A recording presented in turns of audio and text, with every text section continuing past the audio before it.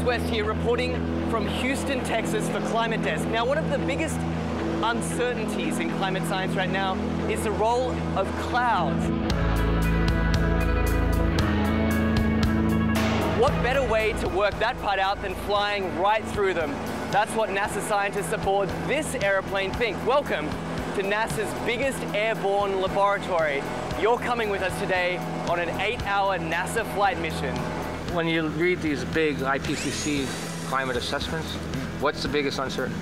There's two, right? The role of aerosols and clouds. Clouds is probably bigger than aerosols. That is a piece of a puzzle that right now we are missing.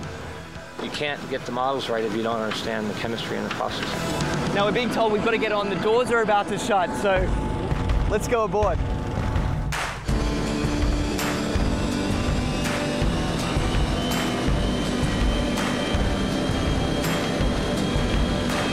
Every time you turn on the weather, every time you hear a climate change prediction, that information has to come from somewhere. And it starts by getting sucked out of the air from planes like this.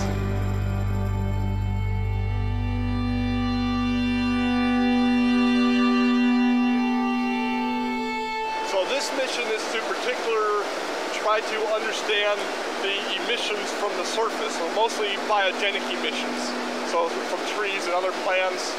Right now we're flying to our very first part of this experiment on the DC-8.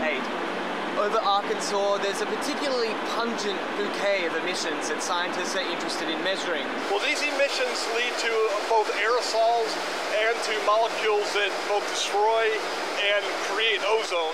So these are very important things to understand for climate studies.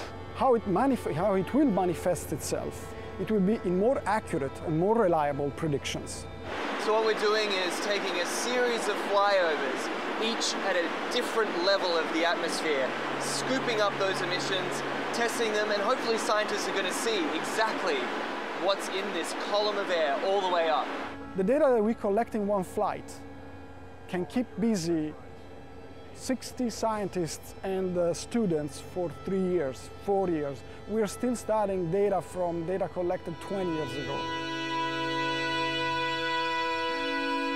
In fact, this particular mission today is its most heavily equipped in its nearly 30 years of service. Each one of these consoles here is a specially equipped scientific instrument designed to collect all sorts of different data in real time. And this instrument here tracks the sun. We're looking at mist chambers. They're used to strip soluble gases. This black line is the CO2. It's about 390 ppm right now. We're putting these filters in the bags that we've got the aerosols that we trapped out of a certain amount of air. And so we're sampling up here about 150 liters a minute. That ultimately flows back into the operational models. It flows back into what goes on TV every day. Anyway, I got to get this sample going. Yes, you do it. It's a busy man at work. We can't let him rest. Well, get this. We've just spent 2 hours crisscrossing this one cloud formation. In, back out again, back in again. Then they grow, and we track them as long as we can, and then we let it go. Even one cloud can hold a host of answers to the mysteries of climate change. The patterns of, where the clouds are, what type of clouds we see, what kind of weather systems they're associated with it, that'll all be shifting in a shifting climate, in a world with climate change. Then the big spark is this, is when we actually get the meat on the grill. And then it will be some time to process it.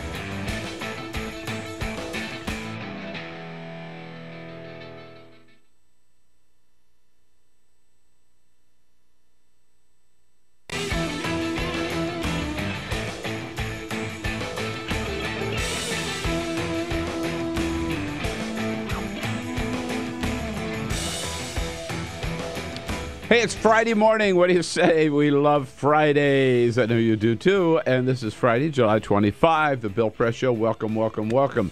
Here we are on Free Speech TV. Aren't you glad you bought that satellite dish so you can see us every morning on DirecTV? And here we are worldwide on our video stream, picking up people all around the globe at TawkrTV, TAWKRTV, youtube.com/TawkrTV. On this Friday morning, President Obama back in the White House. Big day today, including a meeting with the presidents of Guatemala, Honduras, and El Salvador in the White House, all looking for ways to, with the president and the vice president, to resolve this humanitarian crisis at the border where children are fleeing those three countries because of unsafe conditions there and the violence there. Meanwhile, the Republicans in the House continue to block any effort toward immigration reform. Their answer to such a humanitarian crisis is to do absolutely nothing. Over in Gaza, the fighting continues. No signs of any movement toward a ceasefire yet. And tragically, yesterday, 16 people, including women and children, were killed in a United Nations school, which they thought was a safe place to go. But apparently, Israeli shell hit that school, killing 16. Meanwhile, they found the wreckage of the Air Algerie plane, which crashed on a flight with 116 people on board over Mali. So far, no evidence that Vladimir Putin shot down this plane. And the Ravens running back Ray Rice has received a two-game suspension.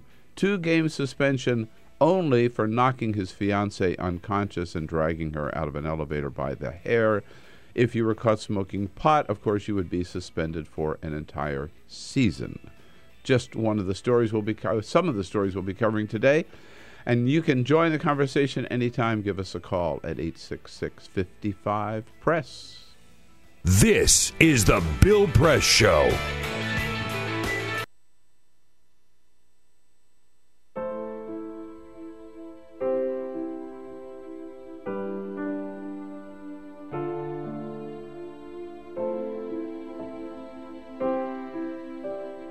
I have run these canyons for 6 million years.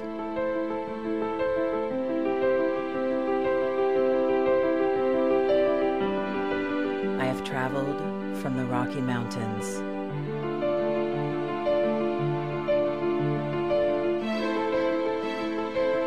to the deserts, through scorching heat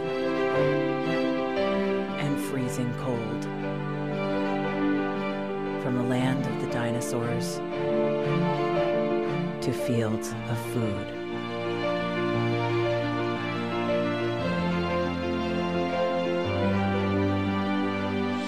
I lend my hand to 7 states, 2 countries, 9 national parks, and 36 million people across an arid West. I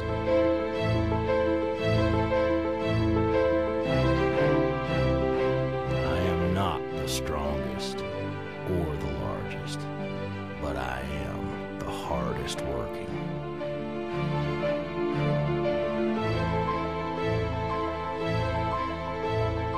People love me. My playfulness, My beauty,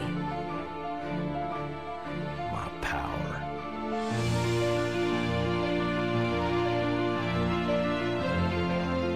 my life.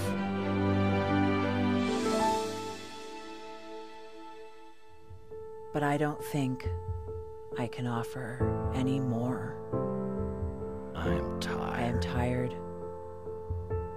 tapped, and tied. Of the hundreds of major rivers in the world, I am one of the few who no longer kisses the sea. Battles to harness my soul have been won and lost. Use me wisely, and I will sustain you. Use me like you have, and I will break. My name is Red.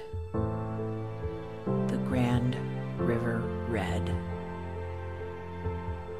The American Nile. The Canyon Maker. I am the Colorado River. And I am the most endangered river in America.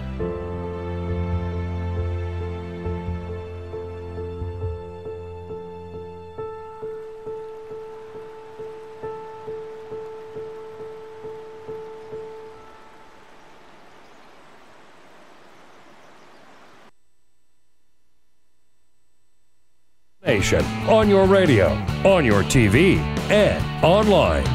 This is the Bill Press Show. Fired up and ready to go, all of us on, on a Friday. Oh, yeah, how about it? Friday, July 25. Yeah, we work our butts off all week just to get to our favorite day of the week. Here we are. Hallelujah, indeed, on a Friday. Oh, man, get us into the weekend. Can't wait. Coming to you from our beautiful, cool today nation's capital. Nice out. Man, it is, yeah. It was chilly on the way in. A little chilly even this morning coming in for July 25. Yeah, makes us think maybe we'll get through August without being such a stinker the way it usually is. Wherever you happen to be in this great country of ours or on this planet, we welcome you to the program on this Friday. Good to see you today. Thank you so much for joining us and being part of the program. You make it all happen. By tuning in on your local progressive talk radio station, you make it all happen. By going to your electronic device to the TuneIn app. TuneIn, just download it if you haven't already done so. Lots of great stuff on there, including us, and it's free. You make it all happen by following us on Free Speech TV and on our video stream. Free Speech TV, of course, on the Dish Network and DirecTV, and on the video stream TawkrTV, TAWKRTV, YouTube.com/TawkrTV. I think it was Costa Rica maybe the other day was really big here, huh? Yeah, So, sure. Yeah. Shout out to Costa Rica. There we go. Our team here this morning is in place. Peter Ogburn and Elisa Murphy. Hello. Hey, good morning. Happy Friday. Hey, what's going on? And Alicia Cruz there on the phones, ready to take your calls at 866-55-PRESS. And Cyprian Bolding here, our videographer. He keeps us looking good on Free Speech TV and on TawkrTV. So yesterday, President Obama out in Los Angeles, he's back in the White House now, but he finished up after another fundraiser yesterday morning. Come to think of it, we still didn't find out what he did with that free night in Los Angeles Wednesday night. Yeah, that's right. I have to check my sources. But anyway, he had a fundraiser yesterday morning and the Pacific Palisades, and then went to the Los Angeles Technical Community College, where he met a heckler. Here's what the crowd quickly drowns out the heckler, but here's what this sounds like. God Almighty, Jesus Christ, created heaven and the universe! Jesus Christ created heaven and the universe! No, that's okay. That's not Biden?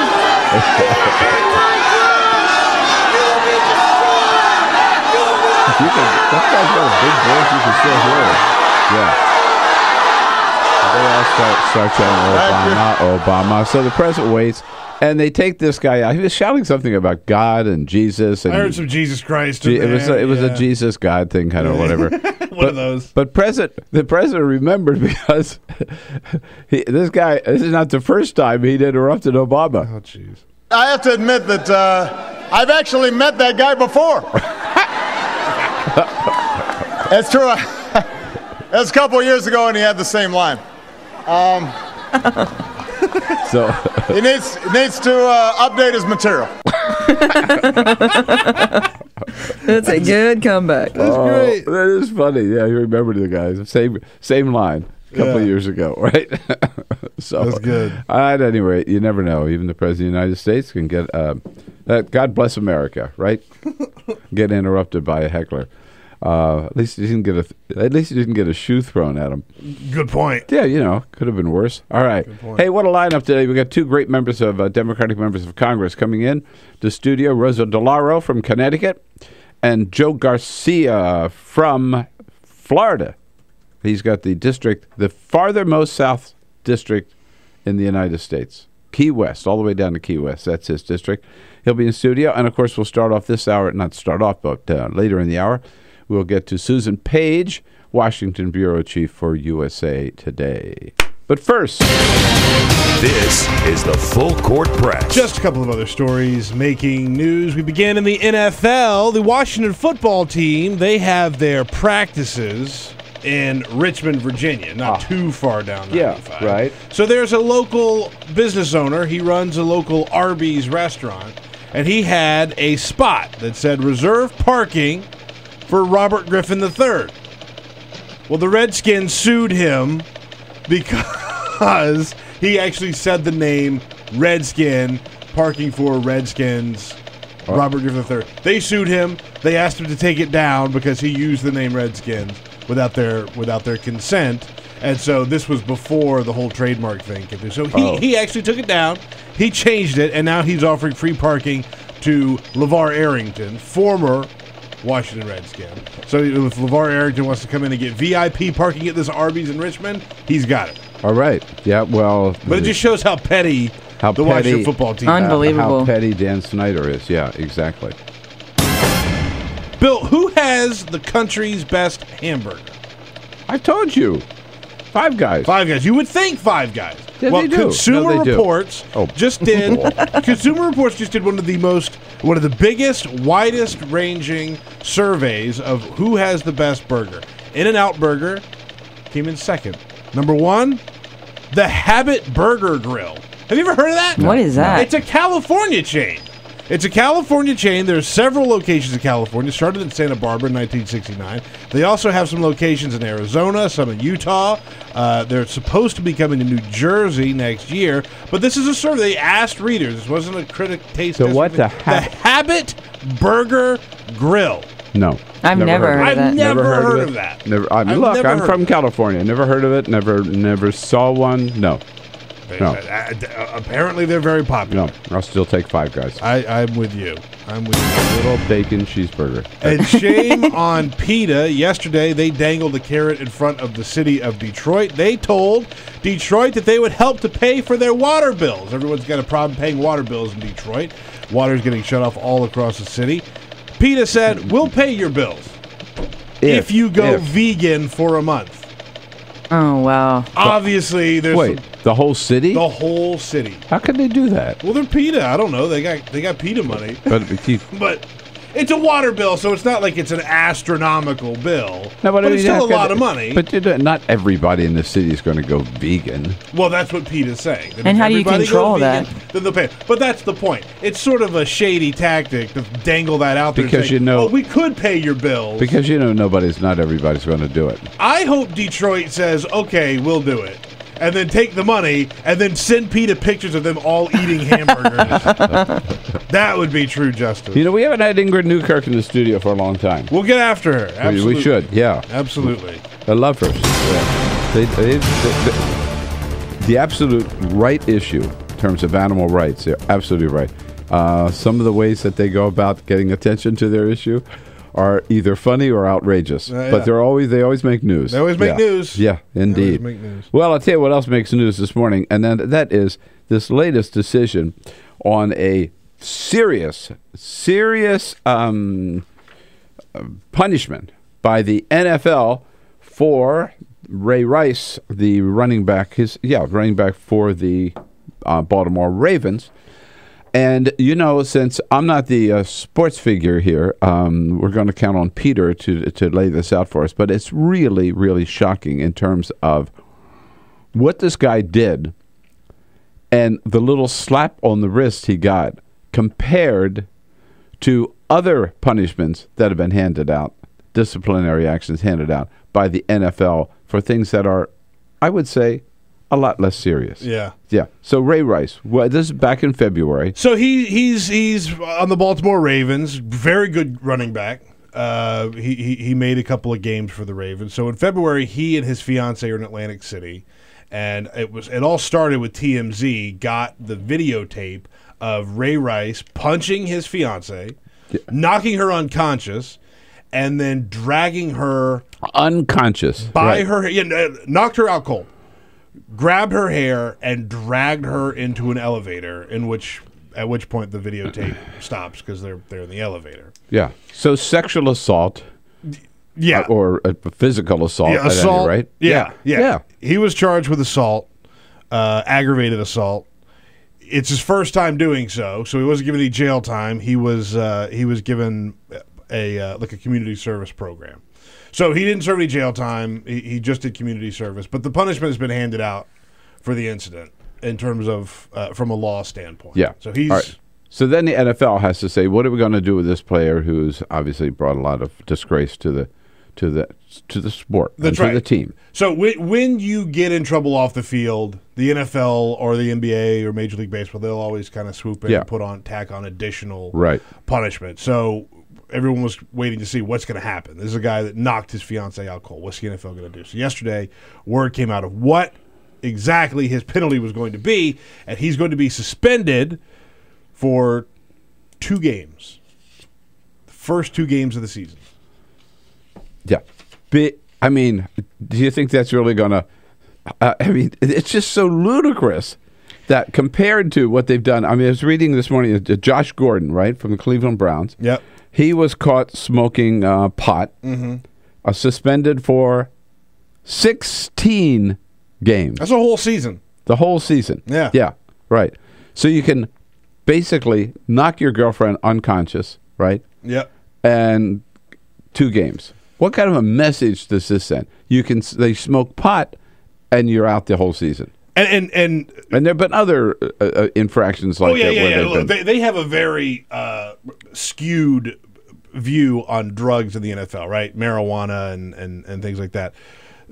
The other thing that they were sort of trying to hide behind and say, well, it's not just 2 games. We also fined him. They fined him $58,000. Yeah, $58,000. It's chump change for him. It's nothing. Yeah. Compared to other fines that you see in the NFL. You know what's shocking about this is the message that it sends. It really does send a message. By the way, this woman fiance ended up marrying him. They're now married, right? Yeah, they're married. She married him. But still, I mean, that's you got to wonder about that. But that's, in a sense, beside the point. The idea is that this is, but it's one more blow at the NFL, as far as I'm concerned. But just to show, compare this to what Adam Silver did. Yeah. With Donald Sterling. Yeah. Right away, coming in, boom, with both feet, just jumping over this guy and saying, basically, you're out of here, right? You're not allowed in the arena anymore. You're not allowed at practices. You're not allowed in the offices. You are totally out of here. Where Roger Goodell, in this case, has a chance to say, we are not going to. I mean, sexual assault is such a serious problem. Aggravated assault, but against women, men beating up in this country, right? Especially for macho, right, big guys, right, who think and he's got a chance to really send a message that we are not going to tolerate that, right? We're going to do what we can, NFL, Major League Football, or professional football, to try to get the message out that this is never, never okay. And instead, they suspend him for 2 games, which is basically saying it's not as serious an offense as smoking a joint. That's what they're saying. That is, without a doubt, that is the clear message that they're saying. The head coach of the Baltimore Ravens, John Harbaugh, put out a statement yesterday, which only compounded the issue, made it worse, I think. He said, quote, "He makes a mistake, all right? He's going to have to pay a consequence. I think that's good for kids to understand it works that way. That's how it works. That's how it should be." That's what the coach of the Baltimore Ravens said yesterday. He thinks that this is a good message to send to children. And people who look up to him. Suspended for 2 games. 2 games? No. Because you knock a woman unconscious? No. No, it's not a good message. It's a horrible message. The message that it's sending is just the opposite of what the coach is saying that it's sending. Look, compared to Michael Vick, obviously Michael bad guy. Wait, he was thrown out of the game. He was thrown out of the game for a couple seasons. He actually went to jail. Yeah. He rehabbed himself. He came back. He seems to be doing fine. Right. But he had to pay a major price. Yes. He had to go away for a couple years. Mm-hmm. Ray Rice have to go away for a couple games. It's really, really sick. Any way to defend this? I don't think there is. 866-55-PRESS. It's one more black guy for the NFL. Right? Yeah. With the whole concussion thing and everything they got going for them, and now this, a chance to really make a statement, and they blew it. Don't you think?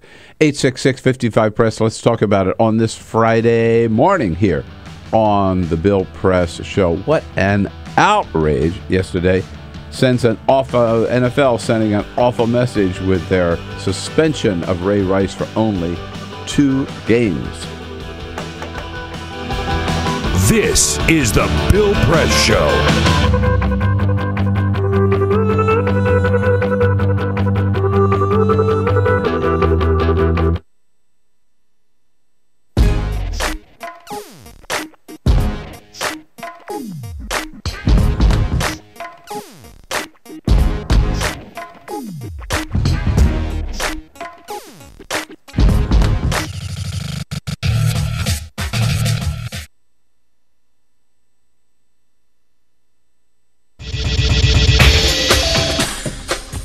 Tune into Free Speech TV for Democracy Now!, a national, independent, award-winning news program bringing you people and perspectives rarely seen on corporate media.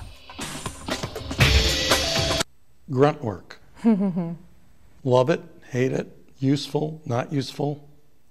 Necessary. Our social entrepreneurs are people who have been on the front lines of social change. I've learned so much from talking with them.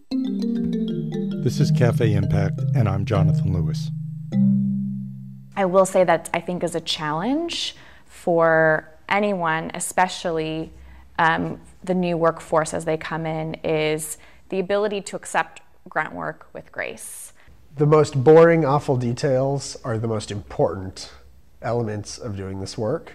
From the way you save names in your Rolodex to the way you bank and you deposit checks. The truth is, this work isn't glamorous, it's rewarding. You don't go into this for the glamour, you go into it for the impact. And so it takes that determination to do the scut work to actually get anywhere. It can be really challenging in a first job for someone who's coming out of finishing school to have the enthusiasm that they do to make the type of social impact that they've dreamed of. And now they're here in this first job and all of a sudden they're shouldered with all this grunt work. And they don't understand and they don't get it and they're resentful. Talk more about the power of answering phones. Sure, I did that myself, took out the trash, cleaned offices when I had to, and it's all good. There's power in being a good team player and in being somebody who sometimes has to support other people's leadership before you get to have your own moment in the sun. Is it hard to wait? It is absolutely hard to wait, especially if you're an alpha female like I am. I think grunt work can help a new employee build trust internally and teach them the nuances of how an organization is run so that they can have a real good sense of what HR is doing, what finance is doing, what all the other departments are, and that actually makes them a better employee in the long run. So in my role on a daily basis, I literally can be looking at a new venture in software. We could be looking at a microfinance deal.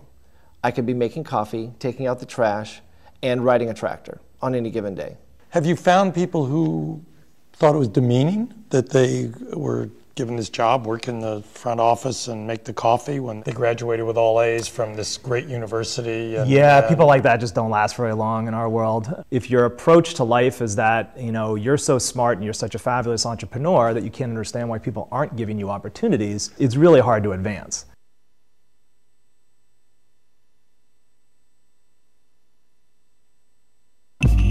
Tune in to Gay USA with hosts Ann Northrup and Andy Hum for in-depth coverage of lesbian, gay, bisexual, and transgender news. Watch Gay USA every week, only on Free Speech TV.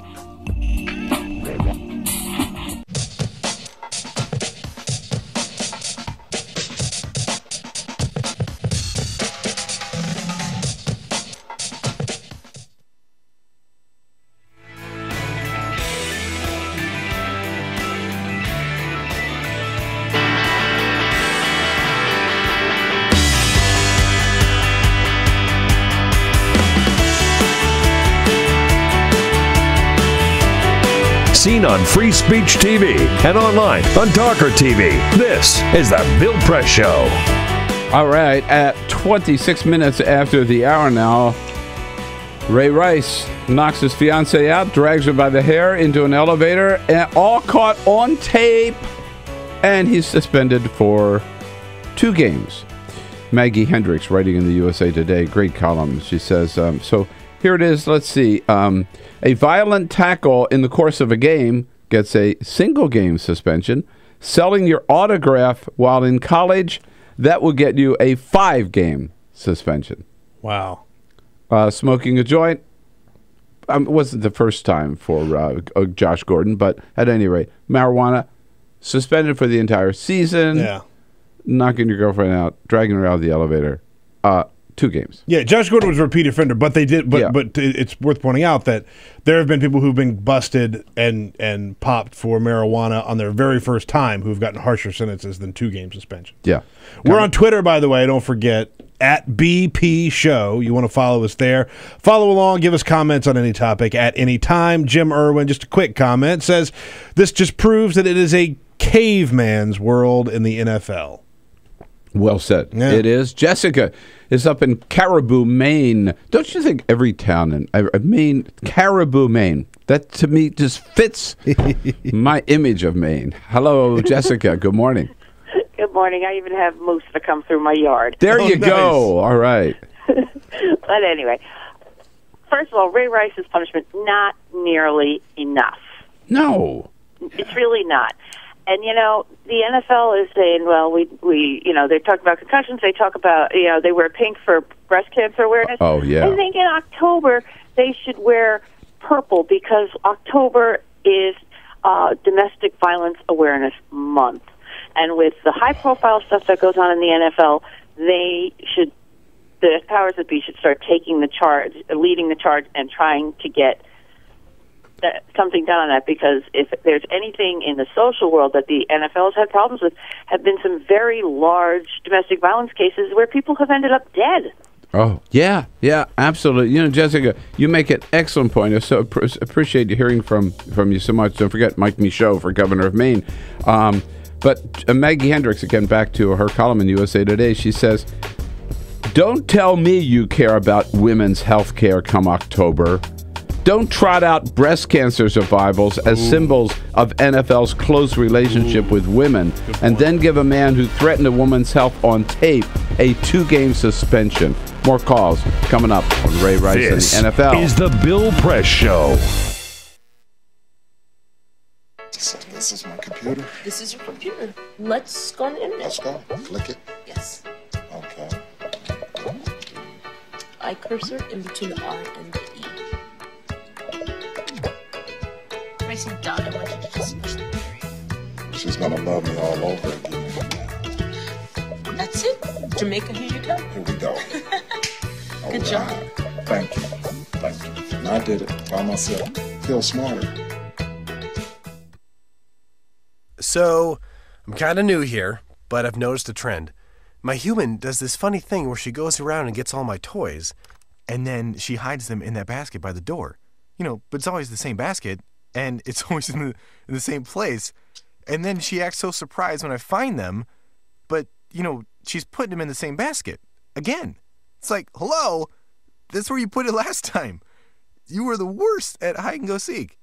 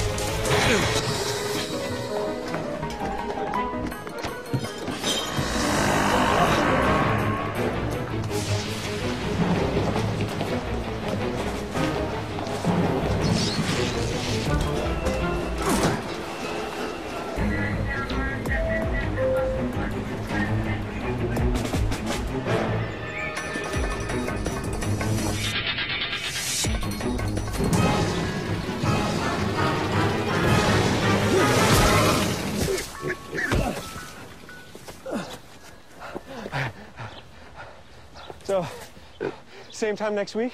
Well, of course. Put away a few bucks, feel like $1 million. For free tips to help you save, go to Feed the Pig.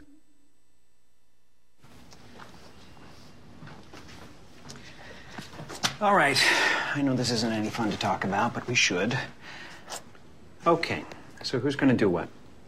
I'll pack the dead batteries. Great. I'll only put what I don't need into a duffel bag. Perfect. That's totally unhelpful. No problem. Meanwhile, I will try to comfort everyone by speaking in a calm voice. And I'll try to get the generator going without any gas. Oh, let's not forget the cell phones, which probably won't work. Right. And who is going to handle supplies? I can forget to do a list for us. Thanks, pal. Well, I think we couldn't be any less prepared. I'm proud of you guys. Talk to your kids about who to call, where to meet, what to pack. Visit ready.gov/kids for tips and information. Hey, thanks for stopping by. You know, I followed your character since the first episode. I'm a big fan. Big fan. Thank you. And listen, your storyline, it makes for incredible TV drama. Thing is, your drug use is very adult content. Too adult for the kids. So I'm gonna have to block you. Oh, man. Yeah. Well, have a good one. You're a nice lady.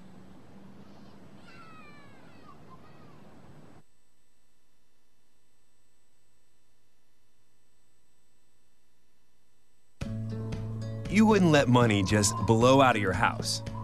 So when your AC or heater is on, make sure the doors, windows, and fireplace flue are shut tight. If you're headed out, turn down the AC or lower the heat by 10 degrees. And always keep your water heater set at 120. A little bit of common sense goes a long way. Get more great tips at energysaver.gov. So, I'm kind of new here, but I've noticed a trend. My human does this funny thing where she goes around and gets all my toys, and then she hides them in that basket by the door. You know, but it's always the same basket, and it's always in the same place. And then she acts so surprised when I find them, but, you know, she's putting them in the same basket. Again. It's like, hello? That's where you put it last time. You were the worst at hide and go seek.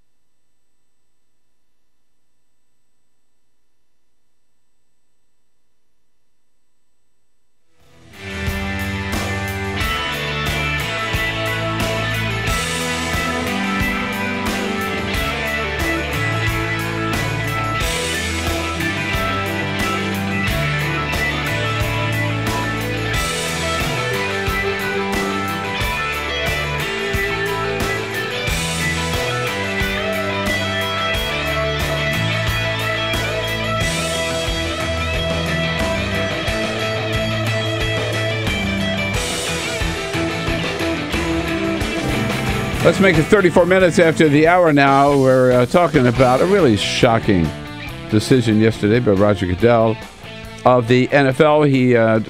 Everybody's waiting for him to drop the hammer, drop the other shoe on Ray Rice, Baltimore Ravens running back in February, who was caught on tape, knocking his girlfriend, punching her, knocking her unconscious, dragging her by the hair into an elevator. TMZ had the tape. He did some community service through the law, and the police were called in on this. But the NFL had to react as well. Well, Roger Goodell didn't drop the other shoe. He dropped the other slipper or feather or something, suspending him for 2 games only and fining him $58,000. Which, again, as we've been talking, really sends a message. Hey! You know, beat up your wife, beat up your girlfriend. We got your back. We got your back. That's what they're saying. We got your back. In fact, here's one of his fellow players, right, from the Ravens, Podoti, I don't know how to pronounce his name, Podoti Gata, let's say, or Gata, who just says, "Oh man, he's one of my best friends."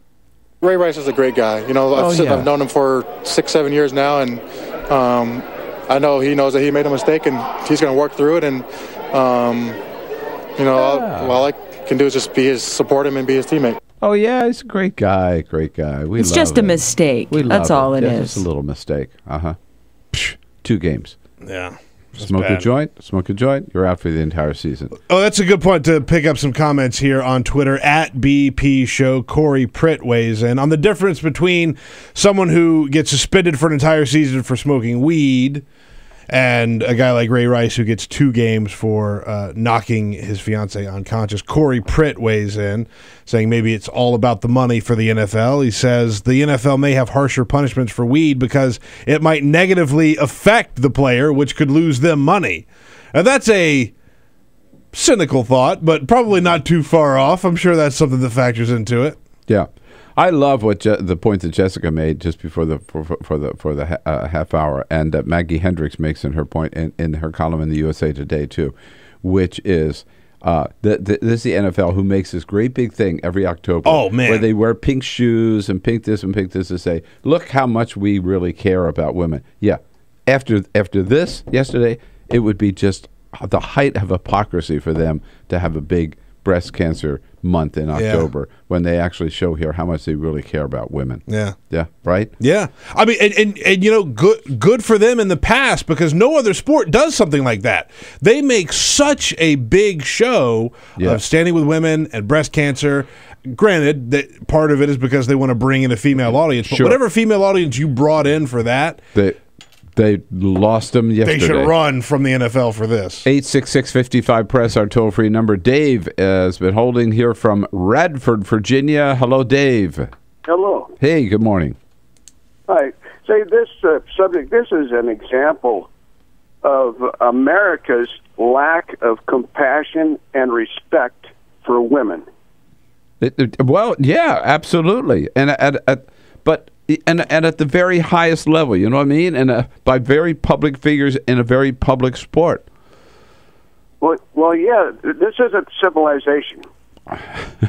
Well, I don't think they represent certainly the best of civilization, Dave. And I mean, this is not where all Americans are from. I think the fact that we're reacting so strongly, and most of our listeners and callers are acting so strongly is because people see this as not where we are as a nation, and that this is not the kind of behavior that we should ever tolerate or accept, and this is not the kind of disciplinary action that we should accept as adequate, because it's just not. It's a joke. I mean, seriously. Let's go back to the phones here. Out in Chicago, the great WCPT. Good morning, Sherry. Good morning, guys. I usually agree with you, Bill. I got to disagree with you on this one. Really? Why? This is on her. She has the resources. She has the connections. If she wants to stay in an abusive relationship or get out, she needs to pursue this on her end, not the NFL. I don't think it's their responsibility. It's been going on for too long that these women are hooked up with these NFL and baseball players, just for, the prestige of it all. This is on her. So, NFL. Well, Sherry, I don't disagree with you about questioning, as I did earlier, why she would stay in this relationship. But even if she stays in this relationship, he doesn't have the right to abuse her, physically assault her, number one. And number two, he is the guy who did it. He is the guy, he is the NFL player. He's got a responsibility, most of the responsibility. He's the one at fault. And the NFL has a responsibility to publicly reprimand this guy.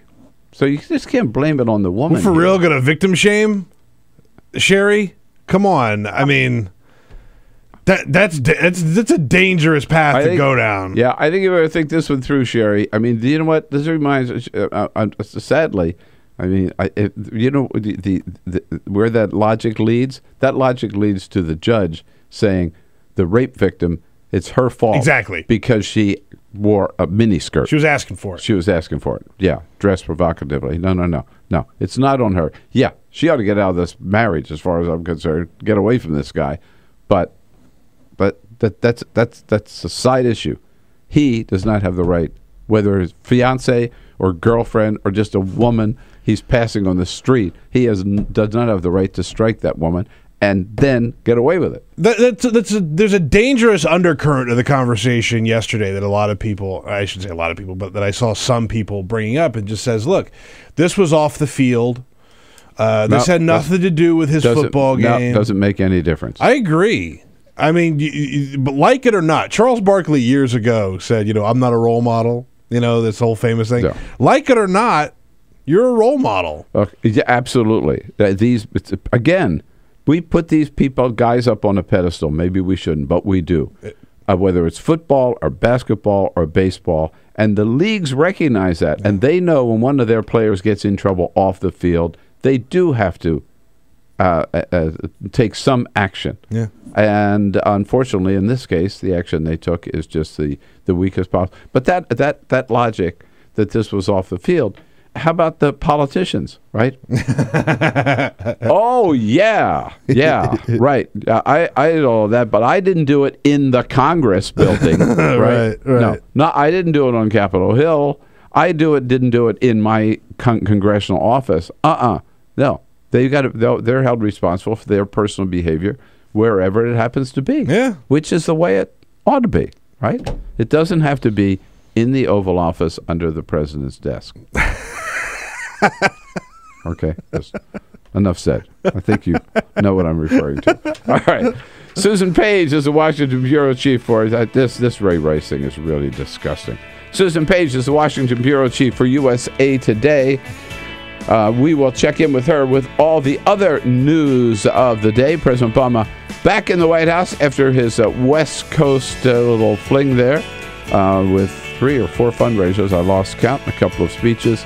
He's meeting with the presidents from Central America, El Salvador, Honduras, and Guatemala in the White House today on the humanitarian crisis at the border. We'll catch up with Susan Paige on all of the above when we come back. This is the Bill Press Show.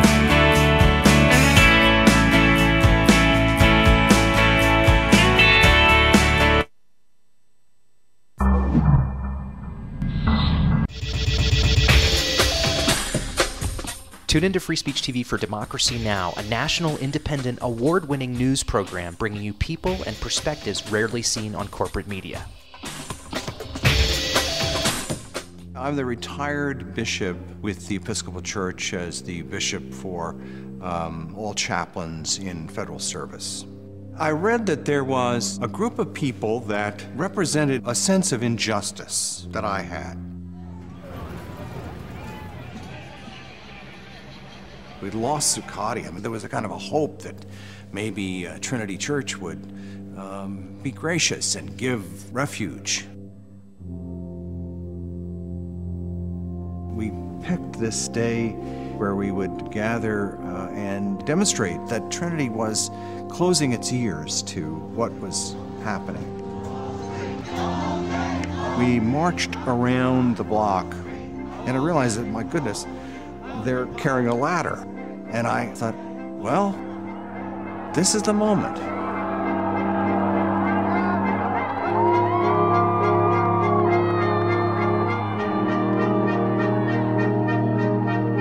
You could feel a spiritual presence. You could feel a certain something.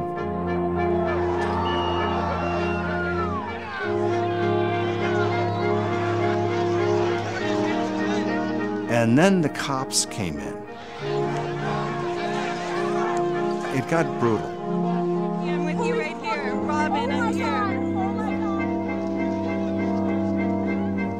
The church needed, in this moment in history, to stand alongside of these protesters. The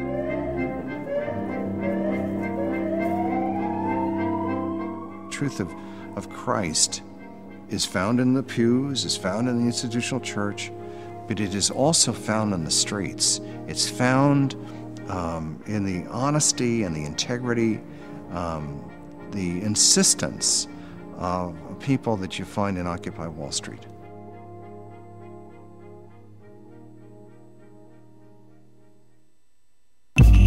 Tune in to Gay USA with hosts Ann Northrup and Andy Hum for in-depth coverage of lesbian, gay, bisexual, and transgender news. Watch Gay USA every week, only on Free Speech TV.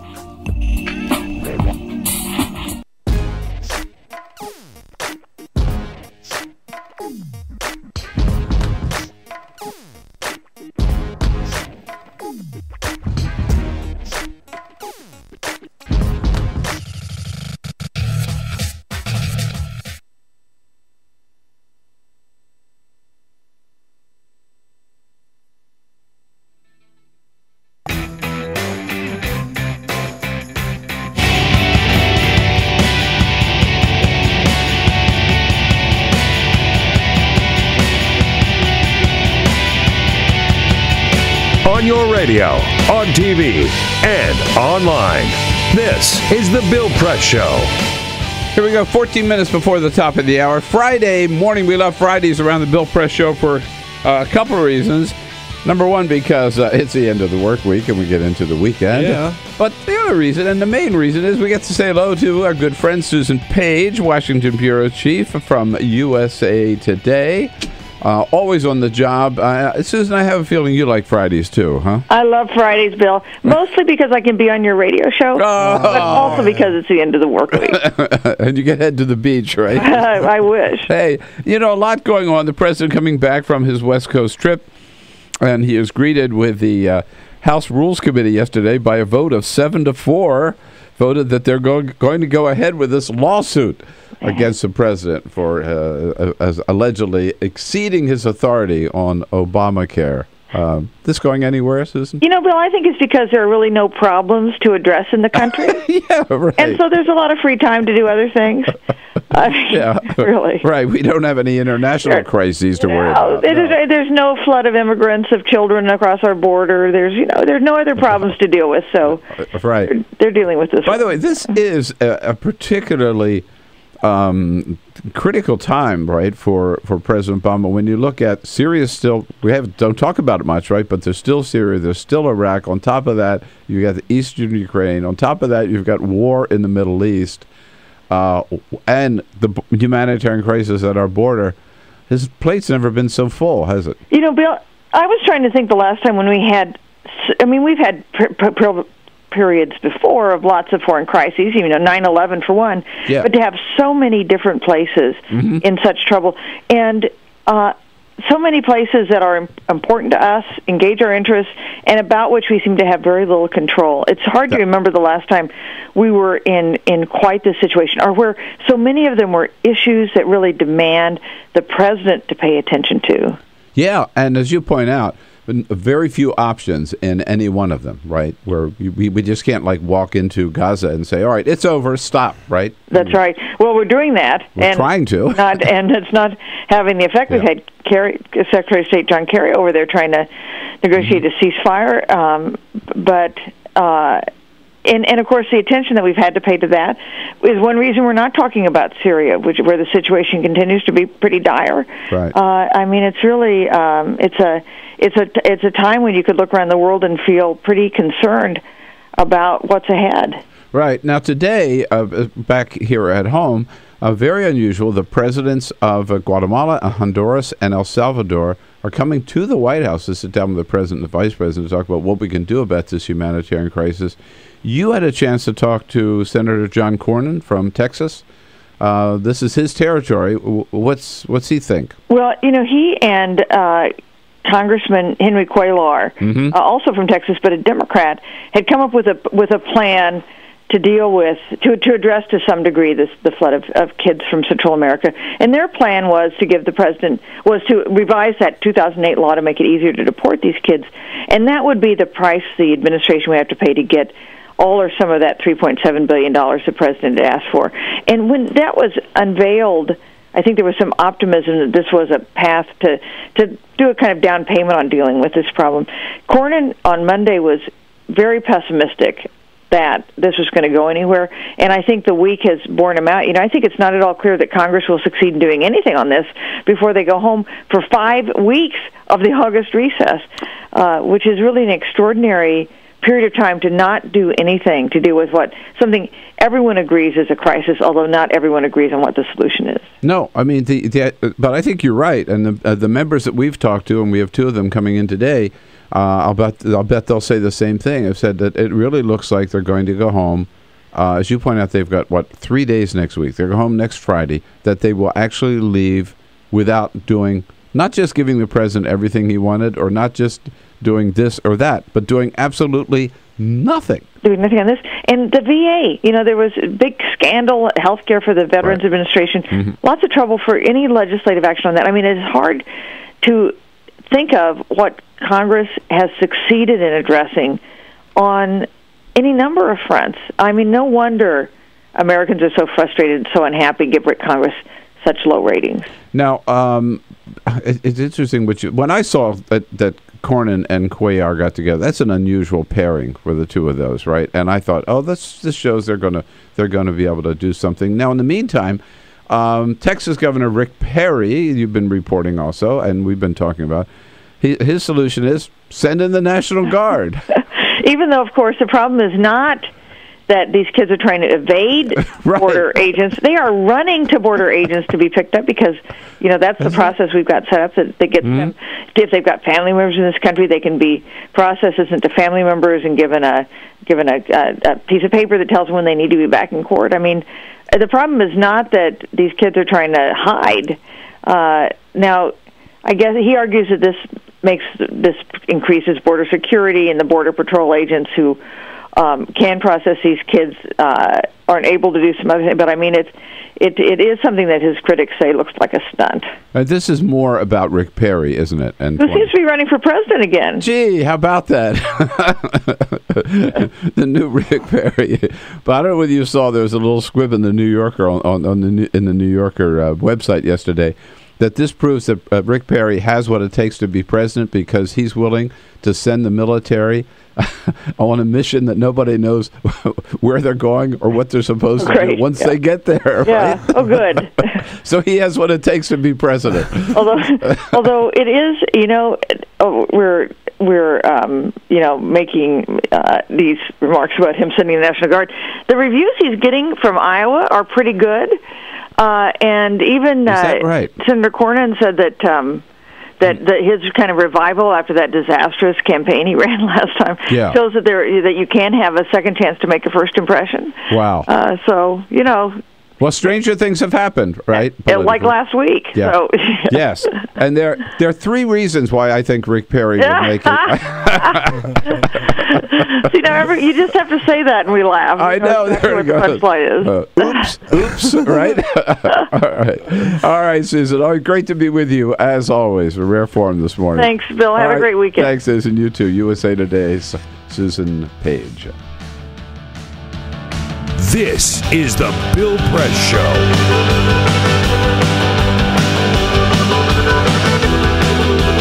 This is my computer. This is your computer. Let's go on the internet. Let's go. Click it. Yes. Okay. I cursor in between the R and the E. Racing dot. I want you to just push the area. She's gonna love me all over again. That's it. Jamaica, here you go. Here we go. Good job. Thank you. Thank you. And I did it by myself. Feel smarter. So, I'm kind of new here, but I've noticed a trend. My human does this funny thing where she goes around and gets all my toys, and then she hides them in that basket by the door. But it's always the same basket, and it's always in the same place. And then she acts so surprised when I find them, but, she's putting them in the same basket. Again. It's like, hello, that's where you put it last time. You were the worst at hide and go seek.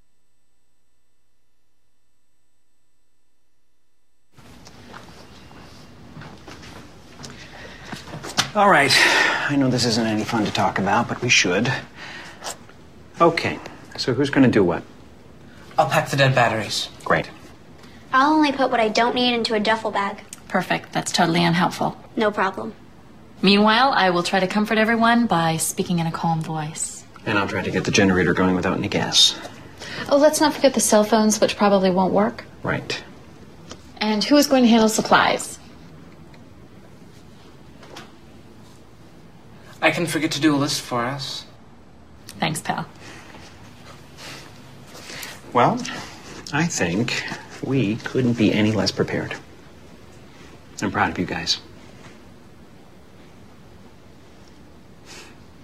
Talk to your kids about who to call, where to meet, what to pack. Visit ready.gov/kids for tips and information. Hey, thanks for stopping by. I followed your character since the first episode. I'm a big fan. Big fan. Thank you. And listen, your storyline, it makes for incredible TV drama. Thing is, your drug use is very adult content. Too adult for the kids. So I'm gonna have to block you. Oh, man. Yeah. Well, have a good one. You're a nice lady.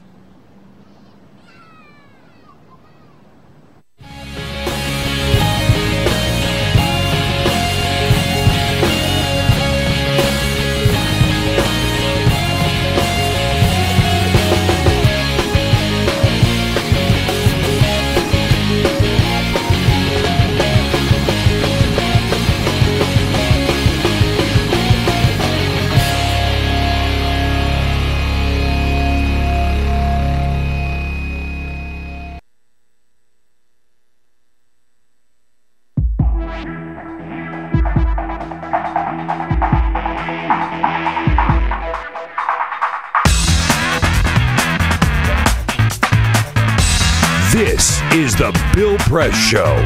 Congressman Joe Garcia at the top of the next hour with us from Florida. Peter? You remember earlier this week, Bill, the president said that he is all for the District of Columbia becoming its own state, getting statehood. Right. Well, Congressman John Mica of Florida disagrees. He gave an interview to his hometown TV station, WTTG, where he was asked about it, and he said, quote, "The president must be spending too much time in Colorado because you'd have to be high to think that Congress or anyone else is going to support making D.C. the 51st state," and then goes even further and says the only way that it would ever be done is for D.C. to join the state of Maryland and to just become a part of Maryland. And then D.C. could get its statehood. Maybe he should, I want to be very careful here, okay? But what he's saying is that it's okay for people like all of us who live in Washington to pay taxes and have no representation whatsoever. We fought a revolution against that, Congressman. Is the Wake Bill up. Press Show. You wouldn't let money just blow out of your house. So when your AC or heater is on, make sure the doors, windows, and fireplace flue are shut tight. If you're headed out, turn down the AC or lower the heat by 10 degrees. And always keep your water heater set at 120. A little bit of common sense goes a long way. Get more great tips at energysaver.gov. So, I'm kind of new here, but I've noticed a trend. My human does this funny thing where she goes around and gets all my toys, and then she hides them in that basket by the door. But it's always the same basket, and it's always in the same place. And then she acts so surprised when I find them, but, she's putting them in the same basket. Again. It's like, hello? That's where you put it last time. You were the worst at hide and go seek.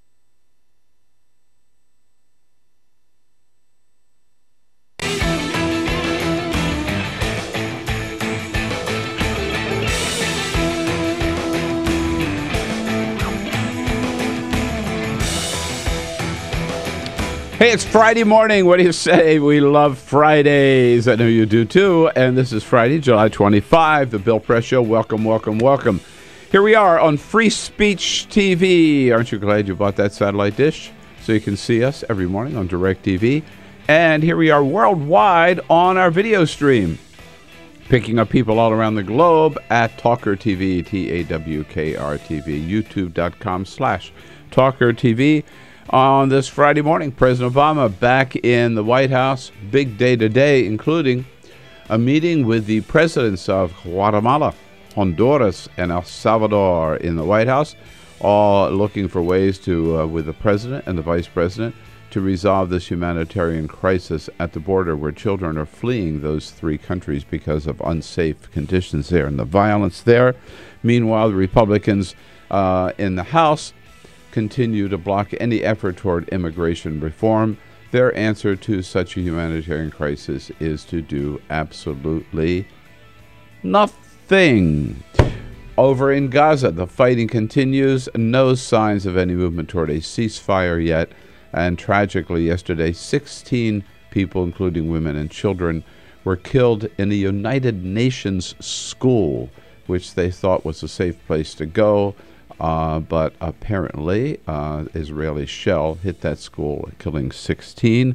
Meanwhile, they found the wreckage of the Air Algerie plane, which crashed on a flight with 116 people on board over Mali.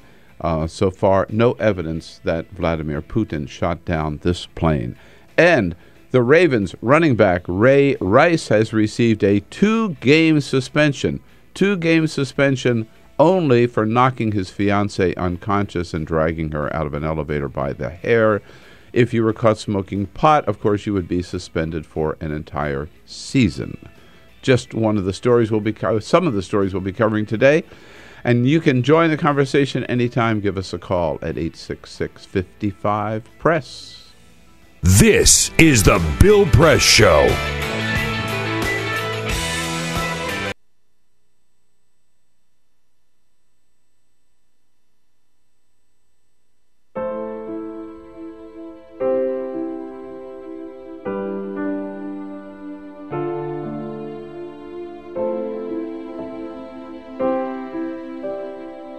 have run these canyons for 6 million years.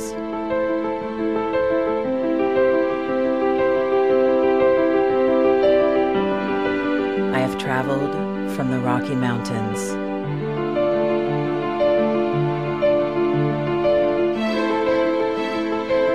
to the deserts, through scorching heat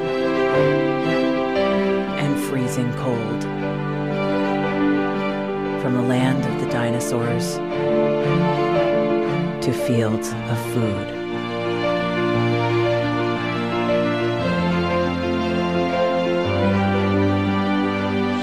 I lend my hand to 7 states, 2 countries, 9 national parks, and 36 million people across an arid West. I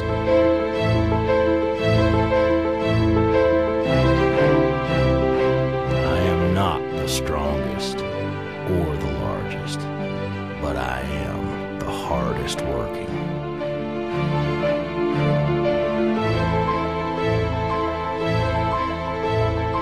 People love me.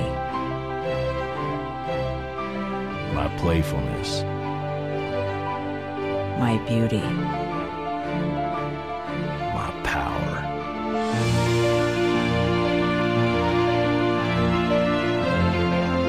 My life.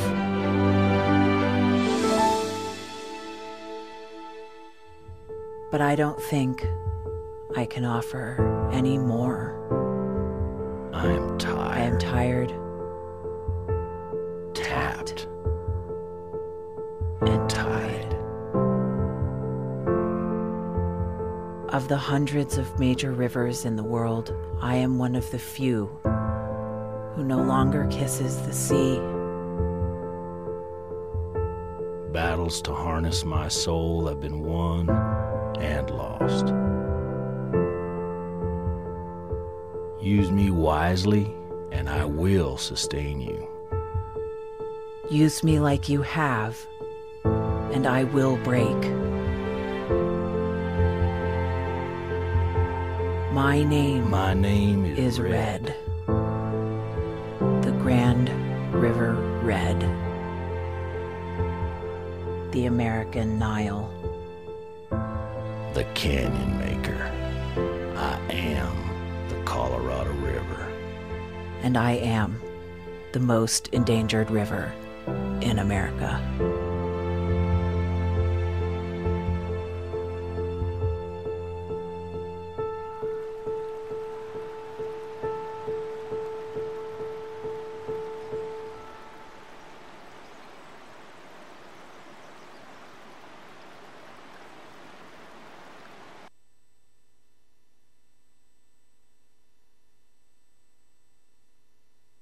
On your radio, on your TV, and online. This is The Bill Press Show. Immigration. Time's running out. Congress going to do anything about it? It looks like they're not going to do anything about it. We'll find out maybe this hour. Good morning, everybody. What do you say? It is a Friday. Oh, almost said Thursday. Come on, it's better than that. Come on, man. This is Friday, July 25. Great to see you today. Thank you for joining us here on the Bill Press Show, coming to you live coast to coast on your local progressive talk radio station, on Free Speech TV, coming to you worldwide on our video stream, TawkrTV, youtube.com/Tawker, TAWKRTV, and on the TuneIn app. It's free. Download it if you haven't already done so. And you can join the fun here as we bring you the news of the day and give you a chance to comment.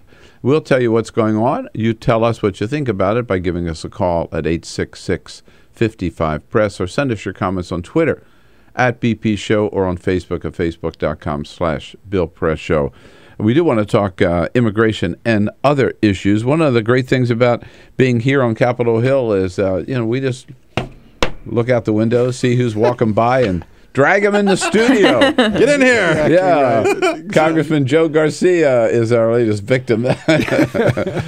Coming in from representing Florida's 26th district. Hey, Congressman, good to see you. It's a pleasure to be here. Thank you for coming in. I was sitting there at Pan Quotidian, and you picked me up. I was having my espresso, but that's it. Thank you. Get in here. Good, solid American coffee now. There you go. Thank you. And again, we salute you for having the southernmost district in the United States. That's exactly right. All the way down to Key West. It's almost like living in the United States, so it's a wonderful thing.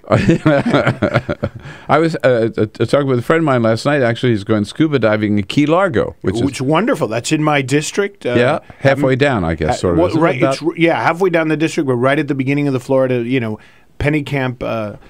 State Park is there. It's one of the beautiful reefs, and it's absolutely phenomenal. And this time of year is great. I should put you guys in touch. Absolutely. Have them call me. I'll be down there the whole month of August because it's August recess. So I will be, every chance I get, I will try to be helping the people of the Florida Keys by fishing and boating and doing all those things that we do down there. Helping that local economy. Exactly. Here, right? Stimulus. Our team members here, Peter Ogburn and Elisa Murphy, have met them all now. Hey, good morning. With Alicia Cruz, she's on the phones, or we'll take your calls at 866-55-PRESS.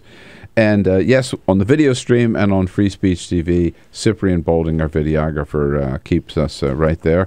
Congressman, the president's back in the White House today after this little swing through the West Coast. Spent a day and a half in Los Angeles, and when you get that presidential motorcade moving around Los Angeles, a lot of complaints about the traffic. Jimmy Kimmel talked about it last night. Of course, Jimmy's got a little chip on his shoulder because the president was going to do his show, and then they decided wasn't necessarily the best thing to do given everything else that's going on in the world. Here's Jimmy Kimmel. To be honest, I'm glad anyone is here tonight because there's a big traffic jam here in L.A. right now, bigger than usual because President Obama is in town. The president is in town to make everyone late for yoga lattes. Is that what he's here? Well, he's here in L.A. to go to fundraisers where he will spend the evening pretending to care about what celebrities think. I feel like the president only comes to L.A. for money. He's like a college student who only comes home to do laundry and steal food from the refrigerator. That's what they said. California, the big ATM, right? Listen, we're number 3 in Florida, right after New York and L.A. And there's some reason that the president always wants to move around during rush hour, which of course locks us all up. But everybody loves having him in town. Oh, yeah. Everybody complains. I had a fundraiser in one of my areas, which is Ocean Reef, and this is it's right at the beginning of Key Largo. Mm-hmm. It's got its own airport. Generally, when they have their own airport, they tend to vote really Republican. And this area have a lot of good Republican friends. But it was my first event there, and by coincidence, the president was also in Ocean Reef. Like he'd never been there, and he was there. And my attendance at my fundraiser almost doubled because everybody figured, Obama would probably pop in, right? Oh, what? But he didn't, but that's all right. We didn't dissuade them of that fact. Still got the Obama effect. Exactly. We got the Obama effect, and I did my best Obama impression. It didn't pass, but the check still cleared, so we were good. All right. So Congressman Joe Garcia here with us for the first half hour. Your colleague, Congresswoman Rosa DeLauro, will be here in the next hour. Fantastic. And so it's a stellar day here at the Bill Press Show. We'll get right to the latest on immigration with a good congressman. But first, Peter's got this is the Full Court Press. Top stories of the day. Yes, indeed. Just a couple of other stories making news. We go to Denver, where police and FBI agents cracked a robbery yesterday fairly quickly. It only took them 5 hours. Part of the reason is because the man who robbed the bank showed up wearing a black T-shirt with his name on it and also drove his own silver Honda sedan to the bank. So someone got the license plate. Yeah. They put it 2 and 2 together. It's registered to this name, and he had his name on the shirt. Didn't take him much time at all. They found him. He's been arrested. All a piece has been restored there. I guess he flunked bank robbing 101. Yeah, a couple things you got to make sure you have right off the bat. We go to New Jersey, where a woman named Sigrid Indresen won the $20 million Pick 6 jackpot. She came forward yesterday, and she said she has big plans for that $20 million. She's splitting it up between her 19 relatives. No kidding. Oh, wow. Very nice. Yeah. A little crazy, though. Come on. I mean, like, I got some relatives. I don't know if I'd give them a little of my money either. She has 19 relatives. She says she wants to share the wealth. They've helped her become who she is, and she wants to give back. So I get, $20 million, 19 relatives. You're looking at each of them getting about $1 million. So not a bad little deal. I hope my family is listening and that they remember that if any of them hit the jackpot. Right, I hope my family is not listening, because if I do win the jackpot, I don't want them to get any ideas. The 1997-1998 season was a very lucrative one for Michael Jordan. That is when he was given the $33 million contract. It is the richest contract in NBA history, and that contract, the piece of paper, is now up for auction. You can go and bid on it. You can own the piece of paper that gave... You don't get the $33 million from the Chicago Bulls. Let's be clear about that. But you get the piece of paper that shows that Michael Jordan got $33 million for the 97-98 season. Opening bid starts at $30,000. Wow. Yeah. I'd rather have the original piece of paper than the $33 million. Right? Exactly. All right. Thank you, Peters. Congressman, President Obama will be meeting today on the immigration issue with a very unusual guest at the White House, the presidents of Honduras, El Salvador, and Guatemala. Could anything good come out of that meeting? Well, I think already some good has come, right? Joe Biden visited with them. We've seen a steady decrease of people coming across the border. Look, we've got to have relations. I've got an article I think I submitted to the Post yesterday, which is about we need a plan Colombia for Central America. About 2 decades ago, President Clinton, they were killing a Supreme Court justice a month. They had killed 4 presidential candidates. And you remember, we're old enough to remember when Carlos Later, the big drug trafficker, went on TV and said he would pay Colombia's national debt with the drug proceeds if they would just not prosecute him. And the U.S. government said enough is enough. We were about to have a narco state for all intents and purposes. And we laid in, and the Colombians, paid with blood and sacrifice and toil, and we put some money behind it in training. And today we have one of the region's most stable partners, a trading partner, a huge consumer of American goods, a big investor in America. We need to do that in Central America also. You remember during the Salvadoran Civil War, we were putting in there hundreds of millions of dollars a year. Once we beat the guerrilla, we then got out. And we sent the gang members we had trained in L.A. back home. We forced them back home, and now you've got this disaster going. By the way, the guys we were trying to kill during the Civil War are now presidents of those countries, right? The FMLN. So the reality is we've got to have a relationship that lets those governments become more stable, that makes them stronger economic partners. Because in the end, our long-term interest, our natural resources and our human capital, a lot of it is going to come from this region of the world, as it already is. And so we need them to do better. The same way that Mexico and our relationship with Mexico within the next year or two will not be sending people to the United States because its economy is big enough. It is our biggest trading partner.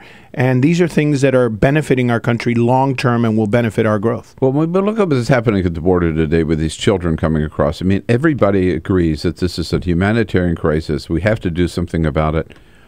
And yet it looks like Congress is going to go home and do without doing anything about it. Why? Let's be clear. What's blocking this?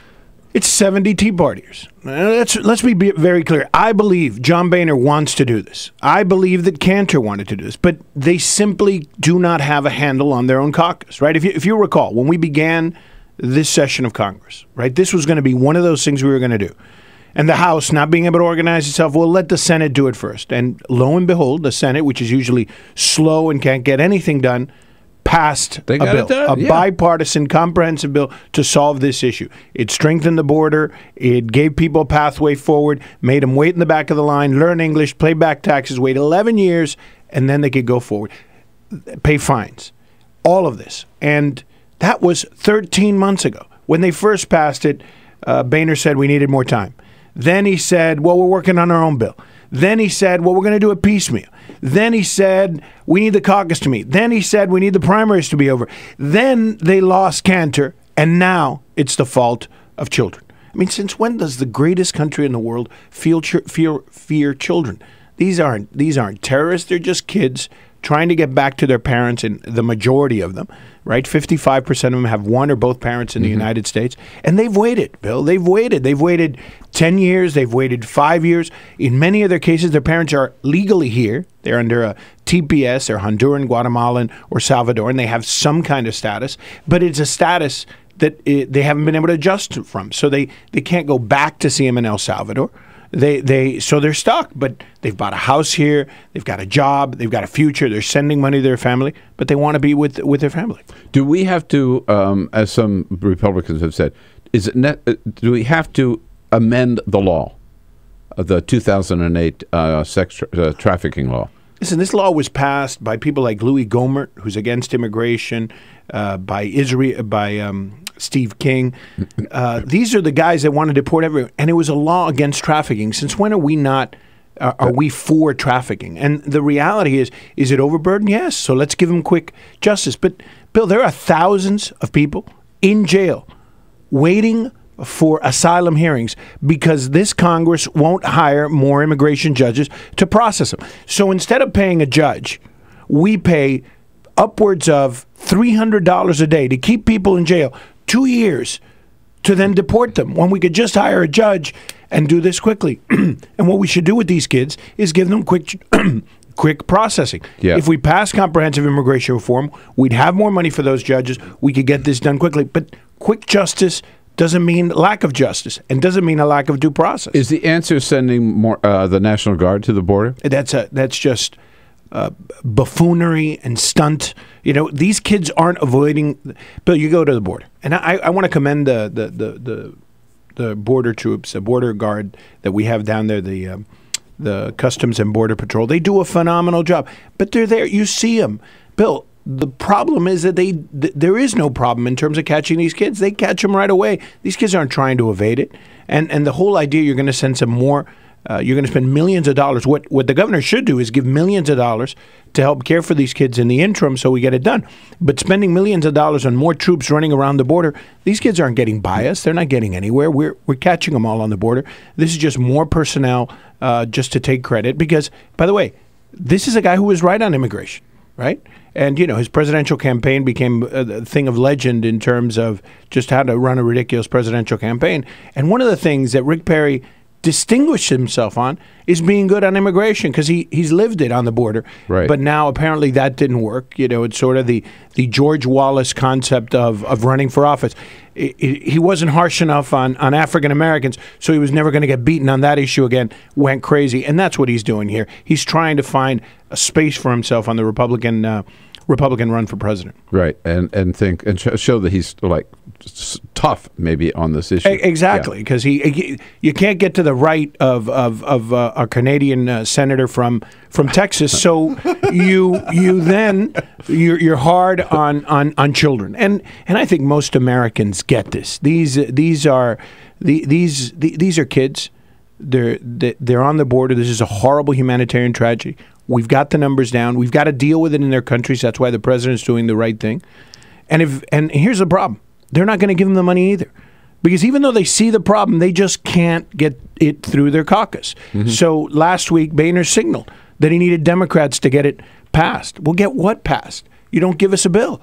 We don't know what we're going to vote on. We don't know how much money you're going to give, because you say it's too much. You don't know how much is right, but you just know it's too much.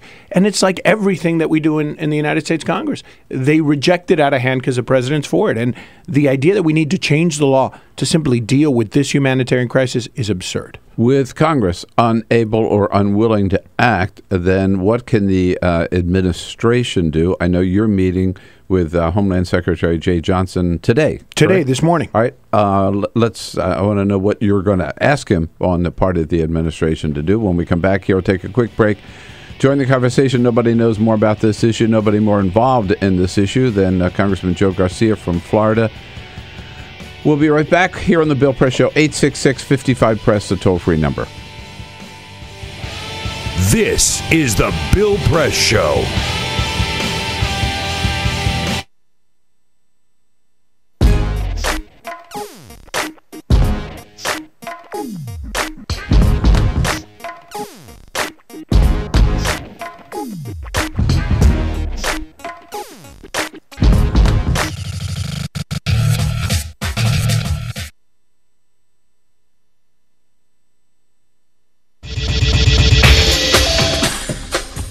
Tune into Free Speech TV for Democracy Now!, a national, independent, award-winning news program bringing you people and perspectives rarely seen on corporate media. Grunt work. Love it, hate it, useful, not useful? Necessary. Our social entrepreneurs are people who have been on the front lines of social change. I've learned so much from talking with them. This is Cafe Impact, and I'm Jonathan Lewis.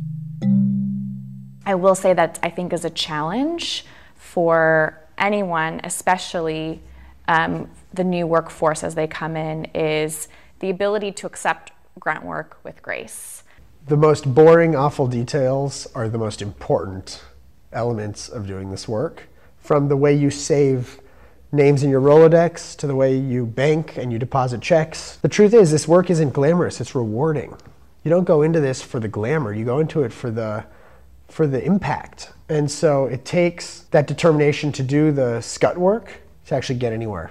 It can be really challenging in a first job for someone who's coming out of finishing school to have the enthusiasm that they do to make the type of social impact that they've dreamed of. And now they're here in this first job and all of a sudden they're shouldered with all this grunt work. And they don't understand and they don't get it and they're resentful. Talk more about the power of answering phones. Sure, I did that myself, took out the trash, cleaned offices when I had to, and it's all good. There's power in being a good team player and in being somebody who sometimes has to support other people's leadership before you get to have your own moment in the sun. Is it hard to wait? It is absolutely hard to wait, especially if you're an alpha female like I am. I think grunt work can help a new employee build trust internally and teach them the nuances of how an organization is run so that they can have a real good sense of what HR is doing, what finance is doing, what all the other departments are, and that actually makes them a better employee in the long run. So in my role on a daily basis, I literally can be looking at a new venture in software. We could be looking at a microfinance deal. I could be making coffee, taking out the trash, and riding a tractor on any given day. Have you found people who thought it was demeaning that they were given this job, work in the front office and make the coffee when they graduated with all A's from this great university? And, yeah, people like that just don't last very long in our world. If your approach to life is that, you're so smart and you're such a fabulous entrepreneur that you can't understand why people aren't giving you opportunities, it's really hard to advance.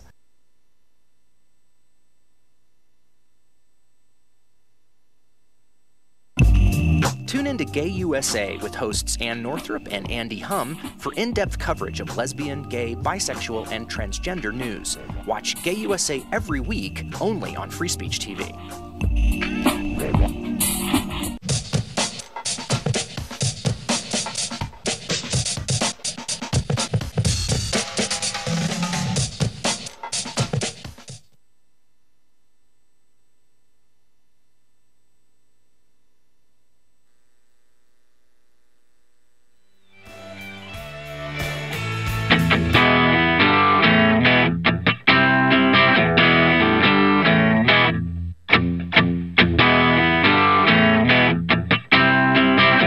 This is the Bill Press Show.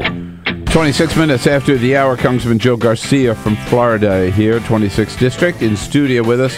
At the half hour, we're going to talk to James Zogby, who's head of the Arab American Institute, about the situation in the Middle East.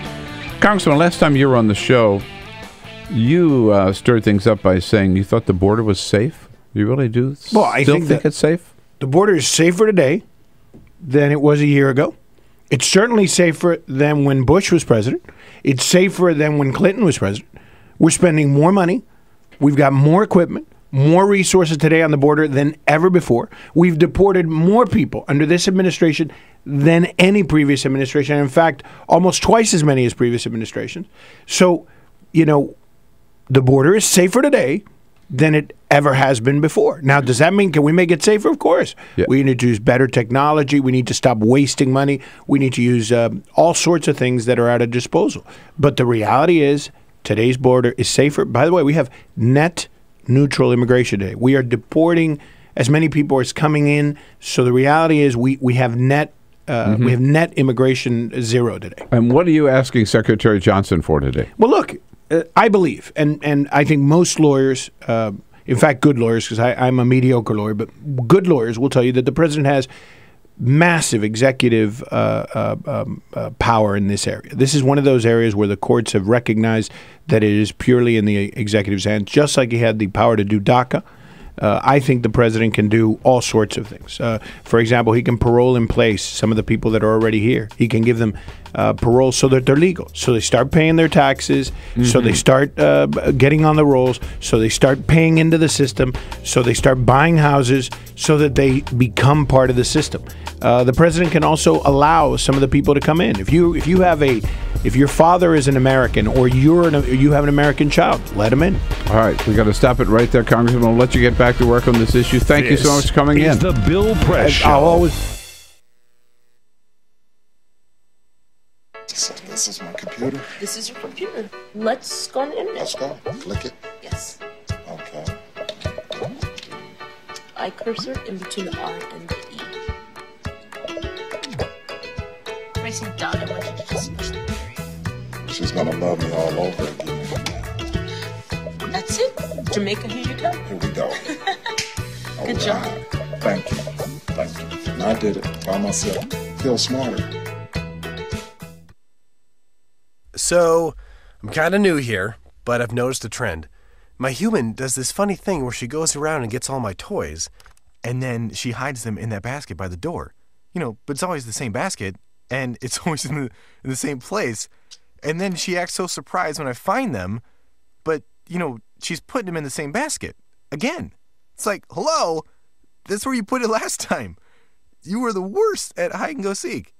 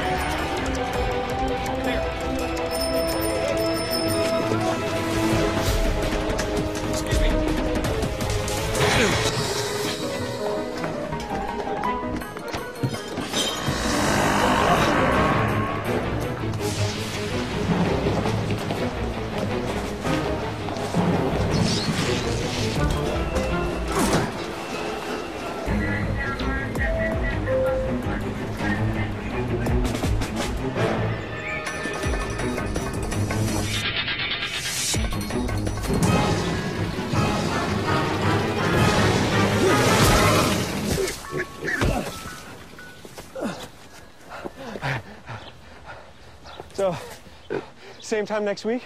Well, of course. Put away a few bucks, feel like $1 million.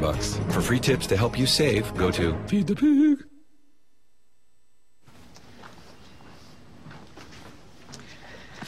All right.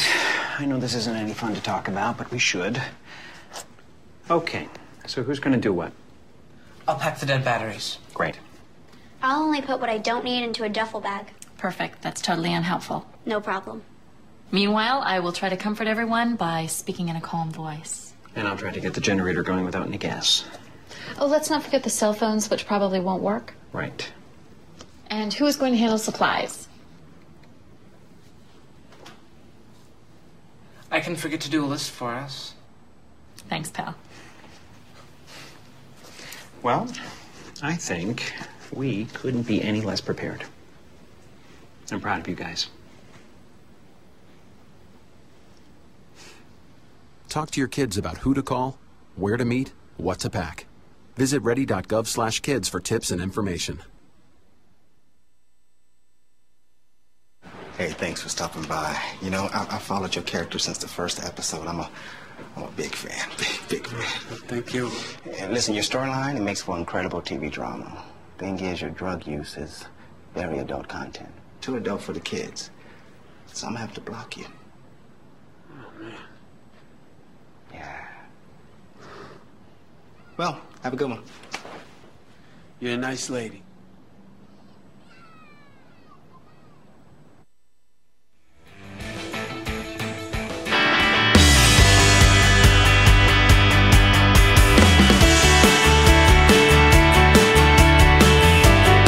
Connect with The Bill Press Show on Twitter. Follow us at BP Show and tweet using the hashtag WatchingBP. This is The Bill Press Show. Friday, July 25. It is The Bill Press Show. We are here in our nation's capital in our studio on Capitol Hill. And every morning we wake up and it seems the news out of Gaza is worse and worse, certainly not getting any better. The headline in the New York Times this morning, 16 people killed yesterday who had sought haven from the fighting at a United Nations school in Gaza. You'd think if any area were safe, that building would be safe. They were in the courtyard when a shell struck it. What is this all about? Is there any hope for any end in sight? A person that I turn to that I think knows this area better than anybody else and has the clearest perspective on the Middle East is the founder and president of the Arab American Institute, Dr. James Zogby, my good friend. Hello, Jim. Good morning. Hi, Bill. Hey, thank you for joining us. Can you take us back? I don't think a lot of people understand what is the fundamental reason for this, or the differences behind that triggered this war in the first place? Well, look, everyone has their way of starting history, and the starting point will determine how you judge who's responsible. The Israelis will say Hamas started throwing rockets at them. Hamas will say in the short term Israel was strangling Gaza for the last 8 years. But the story of Gaza goes way back. Almost 80% refugees from 1948. During the period of the Israeli occupation, there was no development of Gaza. In fact, economists use the term Gaza was de-developed. The Israelis strangled it from economic growth so that it could become a source of cheap labor for Israel. Today, with Gaza locked out of Israel, there are Thai workers and Romanian workers and people that they're importing to do the jobs. But back then, Palestinians were day laborers. I mean, like Southwest L.A., they'd get there every morning at 4 o'clock, wait to be picked. Those who got picked went to the jobs. Then they had to come back at night at 10, and the treatment was humiliating. That lasted until Oslo. After Oslo, Israel closed Gaza from laborers going in, and the result was the single largest source of wealth was dried up, and Gaza became an impoverished, very impoverished strip. I was there with Ron Brown. We saw things that I didn't think would exist on Earth today. Unpaved roads in refugee camps of 80 to 100,000 people with sewage running through the streets. It was a nightmare. Then you had, the thing didn't get any better during Oslo because Israel wouldn't allow Gazans to import and export and grow an independent economy. And you come up to the present day, and with the blockade that Israel has imposed for the last 8 years. Look, I'm no fan of Hamas. They're bad guys. But the anger, the despair, the frustration of the people of Gaza has bred the conditions that lead Hamas to get support. And what Israel is doing today is simply making it worse. People will be angrier, despairing, and more inclined toward supporting a group that they think will use the violence necessary to end all this. The blockade has to end, there's no question about it, but I believe that there has to be a way forward that does give Gazans hope and prosperity. And I think with that, you'll see a diminishing role for Hamas. It's not the other way around. You don't strangle people into submission. You have to give them an opportunity to live a better life. Just before this fighting broke out, I was encouraged when Hamas and the Palestinian Authority got together. I mean, I thought, from my distant and not expert knowledge of the area that, well, this is a positive step. And then what happened? Well, it seemed that the conditions were right, that Hamas felt a little weaker and felt that they could agree to the conditions of the quartet, that is, the conditions that, while they personally would not give up their violence or their claim to violence, they would support a unity government that would accept the negotiations with Israel, accept Israel's existence, accept to carry out a nonviolent role. And Gaza was quiet for a very long time. It was the kidnapping of these 3 young Israeli boys and their murder that led Israel on a rampage in the West Bank. 600 Hamas leaders were arrested, held for weeks without charge, and it was at that point that the rockets started, with Hamas thinking, this was an existential threat. They had nothing to lose. And I think that there are Israelis who say that, look, Israel wanted to destroy Hamas, and this was the opportunity to do it, and they wanted to destroy the unity government, and this was the opportunity to do it. It's tragic. It's cynical. The results are all around us. I put it this way. In arresting those 600 people, Israel created a trap. Hamas fell into the trap. But once Hamas fell into the trap with the rockets, Israel fell into Hamas's trap, and both sides are now in a war that neither can win, and the consequences of which will be with us for a long time.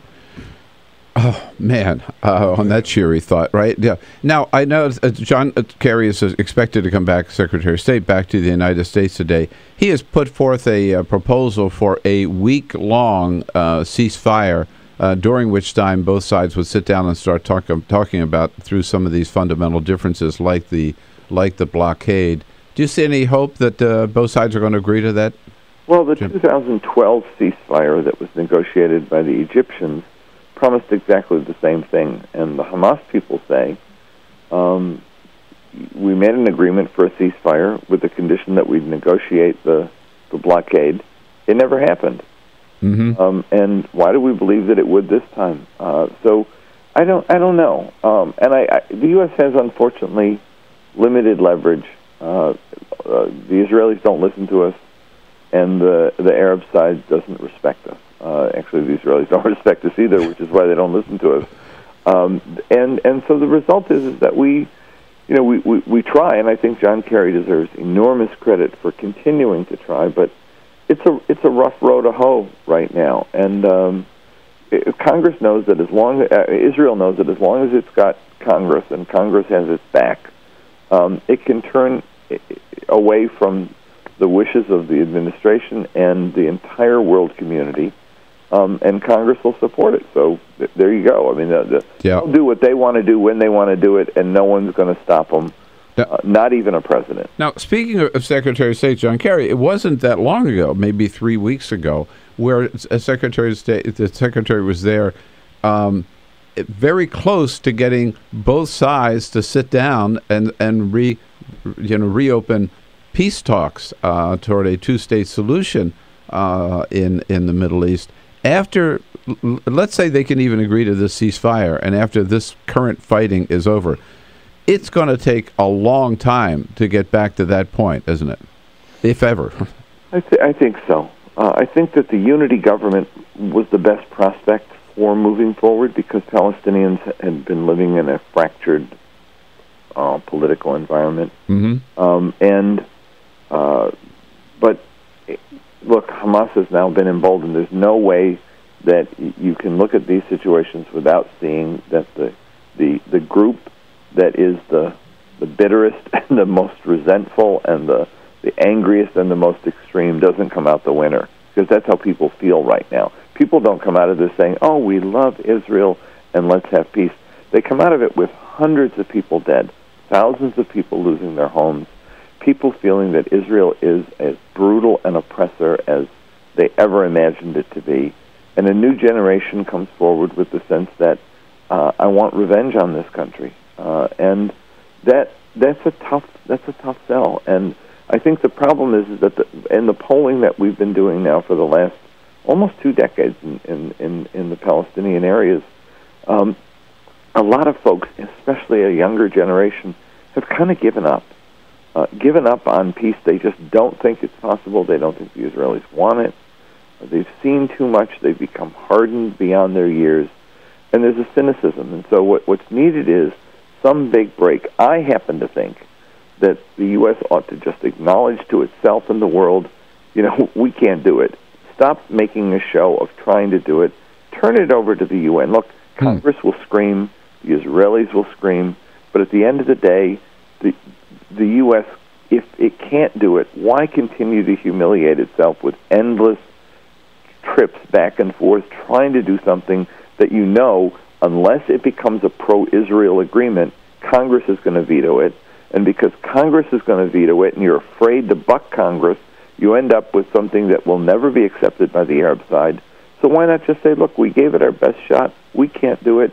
You guys deal with it. And then let the chips fall where they may. I mean, it's the best thing for us. And I think ultimately it'll force the Israelis and the Palestinians to say, no one's going to pull us out of this but us. And the Israelis will have to say, what do we do? What do we do if we don't have Congress where we can send our prime minister to, humiliate the president and get 29 standing ovations in the process, which is what he did in 2011? They'll have to say, how do we make peace here? How do we make this work? Because nobody's going to have our back. Well, after I don't know how many successive administrations have broken their pick trying to put a peace plan together in the Middle East, your proposal makes a lot of sense to me. And maybe we can get it done there, and at least, as you say, we stop kidding ourselves that we can do it. Jim Zogby, thank you so much for your leadership on this issue and your thoughts, and I wish you had a little more optimism to share, but I don't think there is much out there. No, Bill, I don't. I've been down this road now many times, but I just, my heart breaks for the people. It's too much. Absolutely. I think everybody shares that. Thanks, Jim, for your time this morning. Thanks, Bill. Bye. With the Arab American Institute, it's the AAIUSA, aaiusa.org. This is the Bill Press Show.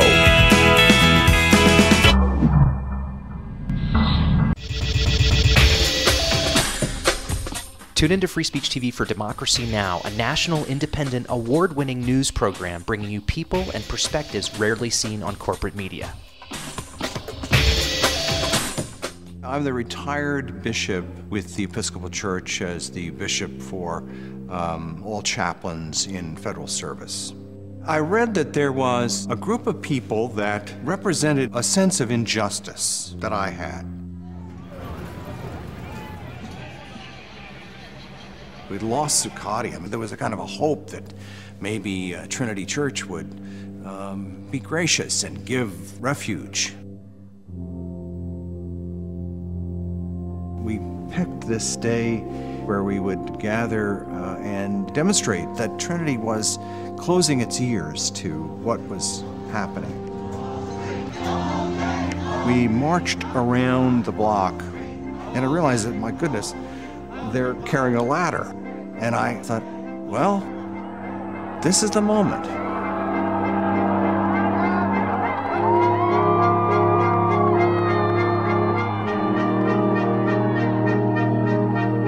You could feel a spiritual presence. You could feel a certain something.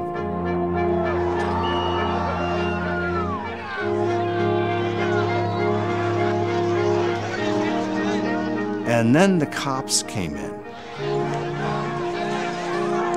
It got brutal. I'm with you right here. Robin, I'm here. The church needed, in this moment in history, to stand alongside of these protesters. The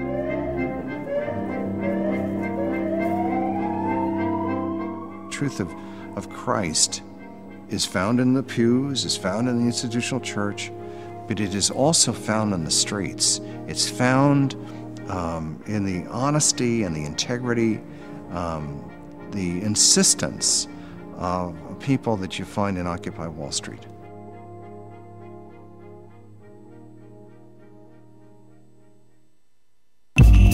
Tune in into Gay USA with hosts Ann Northrup and Andy Hum for in-depth coverage of lesbian, gay, bisexual, and transgender news. Watch Gay USA every week, only on Free Speech TV.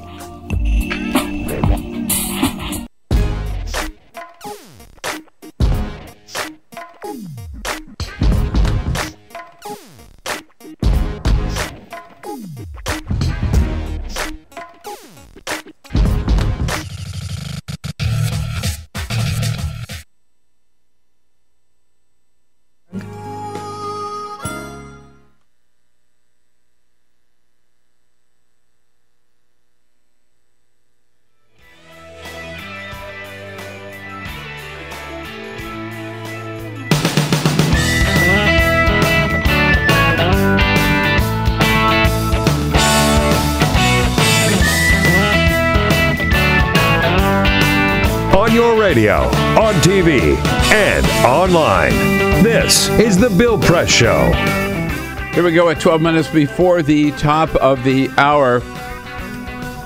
Jim Zogby from the Arab American Institute. You heard what he said about Hamas. They're bad guys. But there's still some fundamental differences there that have to be resolved, and war is not the answer. In the next hour, Congresswoman Rosa DeLauro joining us, as well as Katrina vanden Heuvel, who's editor and publisher of The Nation. It's Friday. Boy, we love Fridays, and one of the reasons we love them is because we get to look back at the week, our favorite sound bites of the week, bring you the top 5. We start at the bottom, work our way up to the top. President Obama took time the other day at the White House to pop into the kids' state dinner, and he talked about the snacks and admitting that the first family does enjoy their snacks as well, as well as the good, healthy food. And there's one particular snack that drives him crazy. Number 5. His favorite. My big thing, chips and guacamole. Like basically, if there's a bowl of good chips and guacamole, he loses it. I lose my mind. I lose my mind. Loses his mind. Mm-hmm. My big thing is Chobani yogurt in the morning. I'm with the president, man. Chips and guac. I'm pretty powerless. As long as it's Carol Press's award-winning guacamole. That's yes, right. Indeed. That's right. Do you think they have that done at the White House? I have to ask Carol. She's exporting it. That's right. Yeah. The president know next time you get a question into him. I saw her down there the other day when I was going to the briefing. She was coming out of... with a big tub of something. She was coming out with an empty tub, and I was wondering what she was doing down there. She's delivering her guac. That guac. All right. President Obama yesterday at Los Angeles Technical Community College, where he encountered a heckler. A crowd helped him kind of put the heckler down. Number 4. I have to admit that I've actually met that guy before. It's true. That's a couple of years ago, and he had the same line. He needs to update his material. Yeah, the guy was yelling Jesus, God, or something, whatever it was. A crowd just shouted him down, and then the president said, I remember that guy. Twice he's been able to heckle the president of the United States. God bless America. That's right. How about it? Well, is Hillary running, or is she not? Maybe the person you would think who would know was Mr. former President Bill Clinton. But Conan O'Brien points out that maybe Bill doesn't know any more than we do. Number 3. In a new interview, Bill Clinton said he doesn't know if his wife's going to run for president. Doesn't know. Yeah. Clinton said, I don't know what she's up to. And thank God she doesn't know what I'm up to. Happy about it. And out in Washington State, in Auburn, Washington, a local radio station had a wiener race. This is a race of dachshunds. The winner was a dachshund by the name of Anderson Pooper. Oh, my. Poor Anderson. So the crowd is cheering on the winner. Number 2. Come on, A Poop.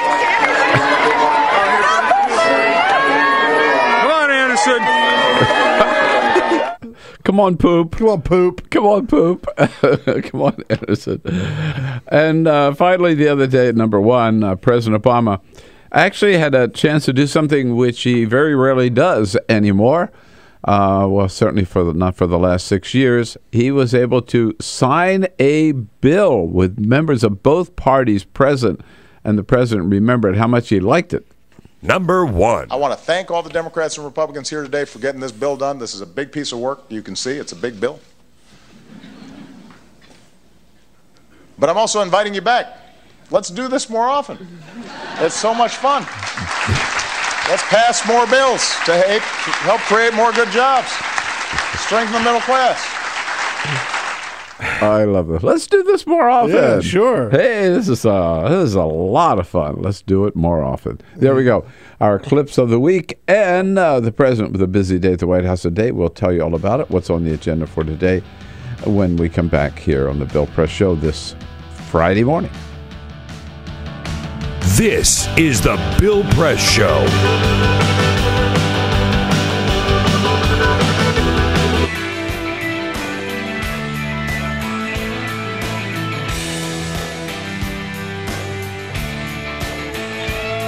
Okay, an exciting third hour coming up, folks. We lose you on Free Speech TV, but your alternative, please take advantage of it, is to go over to TawkrTV, youtube.com/Tawker, TAWKR-TV. In the next hour, Katrina vanden Heuvel, very, very bright, very smart, very aggressive, very liberal editor and publisher of The Nation, will be here, as well as one of the leading progressives in the House of Representatives. She's dynamite. Congresswoman Rosa DeLauro in studio. You're not going to want to miss the third hour on TawkrTV.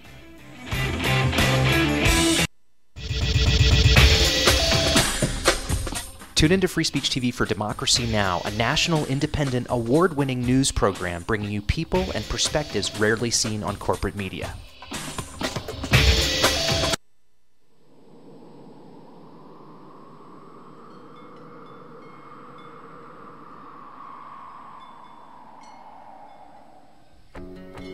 I probably would make a time machine. I would make medicine for the sick. I'd probably invent something new. 我会赢到5个总冠军戒指。 If I could have an extra 5 years to live. You said 5, right? 5 years. It's a long time. I would try to fix everything I did bad. I would bring my uncle back because I miss him very much. I would get more hamsters. I would probably want to go looking for dark matter. I think I'd go looking for aliens. If I could live an extra 5 years. I was thinking about making like a helicopter, like a wooden helicopter, but I don't have any wood. I want to go check out the moon sometime. I'd probably teach my sister not to hate tuna. I would try and invent a machine that lets you run at light speed. If I had 5 more extra years to live, I would be the boss of all the chipmunks. Eu cantaria na frente de 1 milhão de pessoas. I don't really know. I think I'd do anything. Why are you asking me that?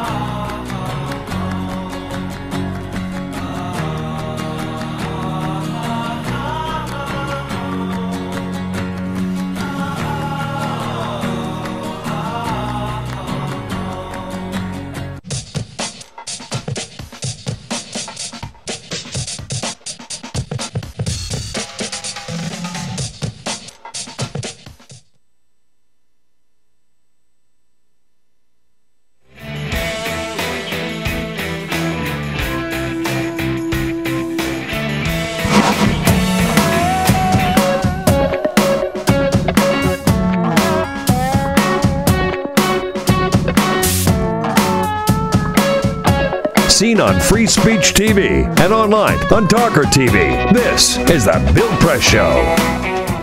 Katrina vanden Heuvel, who is the editor and publisher of The Nation magazine, also writes a column for the Washington Post, and you see her very often on MSNBC, particularly on Ed Schultz. She joins us at the top of the next hour here, and then we'll be joined in studio by Congresswoman Rosa DeLauro from Connecticut, a real firebrand and one of the most liberal, progressive members and one of the most effective members of the United States Congress, representing Connecticut's 3rd District. She'll be here in the studio with us. On the President's schedule today, he and the Vice President get the daily briefing at 10 o'clock this morning. And then a very, very important meeting this afternoon, the President and the Vice President meeting with the presidents of Guatemala, El Salvador, and Honduras about what they can do together to stop the flow of children migrating or escaping, fleeing those 3 Central American countries and traveling all the way across Mexico to seek asylum here in the United States. 57,000 of them so far have come in, and some 150 a day are still crossing the border. So President Obama has invited the 3 Central American presidents to come here and discuss that. While the president is meeting with them, we will be meeting with Press Secretary Josh Earnest at 1 o'clock in the briefing room. Back with Katrina, vanden, Heuvel, and Rosa DeLauro. This is the Bill Press Show.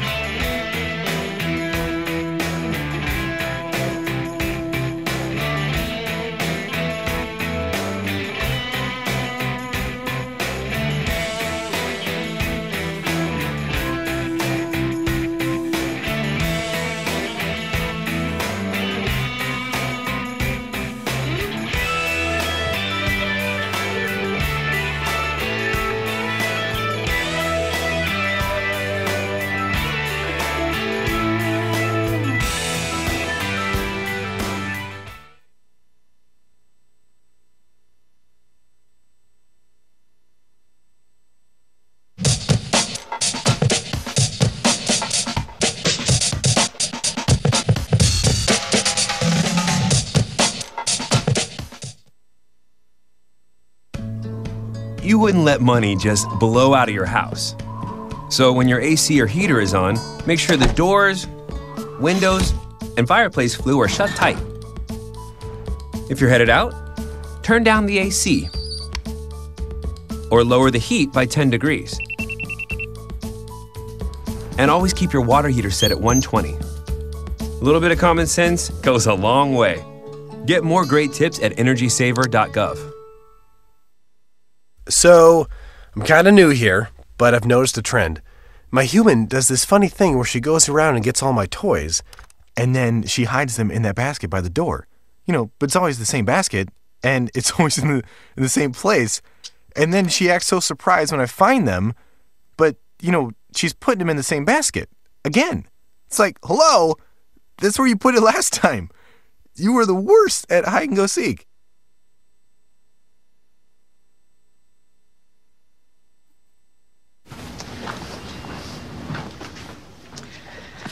All right. I know this isn't any fun to talk about, but we should. Okay. So who's going to do what? I'll pack the dead batteries. Great. I'll only put what I don't need into a duffel bag. Perfect. That's totally unhelpful. No problem. Meanwhile, I will try to comfort everyone by speaking in a calm voice. And I'll try to get the generator going without any gas. Oh, let's not forget the cell phones, which probably won't work. Right. And who is going to handle supplies?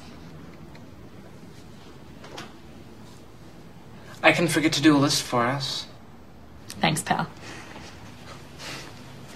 Well, I think we couldn't be any less prepared. I'm proud of you guys. Talk to your kids about who to call, where to meet, what to pack. Visit ready.gov/kids for tips and information. I'm the retired bishop with the Episcopal Church as the bishop for all chaplains in federal service. I read that there was a group of people that represented a sense of injustice that I had.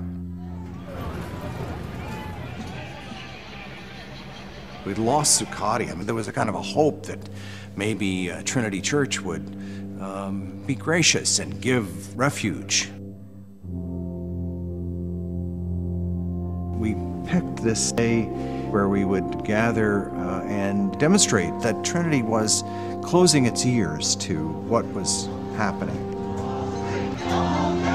We marched around the block, and I realized that, my goodness, they're carrying a ladder. And I thought, well, this is the moment.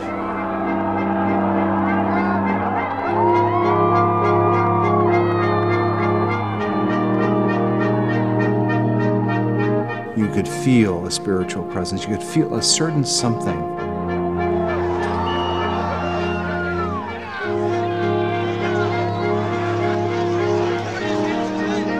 And then the cops came in. It got brutal. Yeah, I'm with you right here. Robin, I'm here. The church needed, in this moment in history, to stand alongside of these protesters.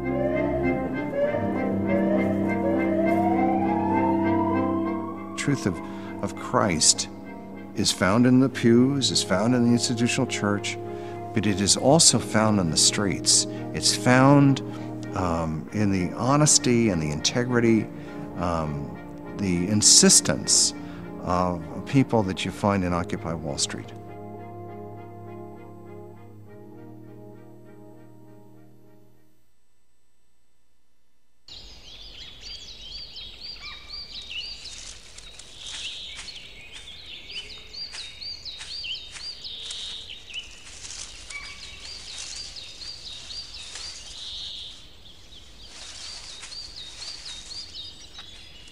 At Earth Justice, we defend the environment in the courtroom. Join our fight. When you take a seat, you take a stand. Earth Justice, because the Earth needs a good lawyer. Tune in to Gay USA with hosts Ann Northrup and Andy Hum for in-depth coverage of lesbian, gay, bisexual, and transgender news. Watch Gay USA every week, only on Free Speech TV.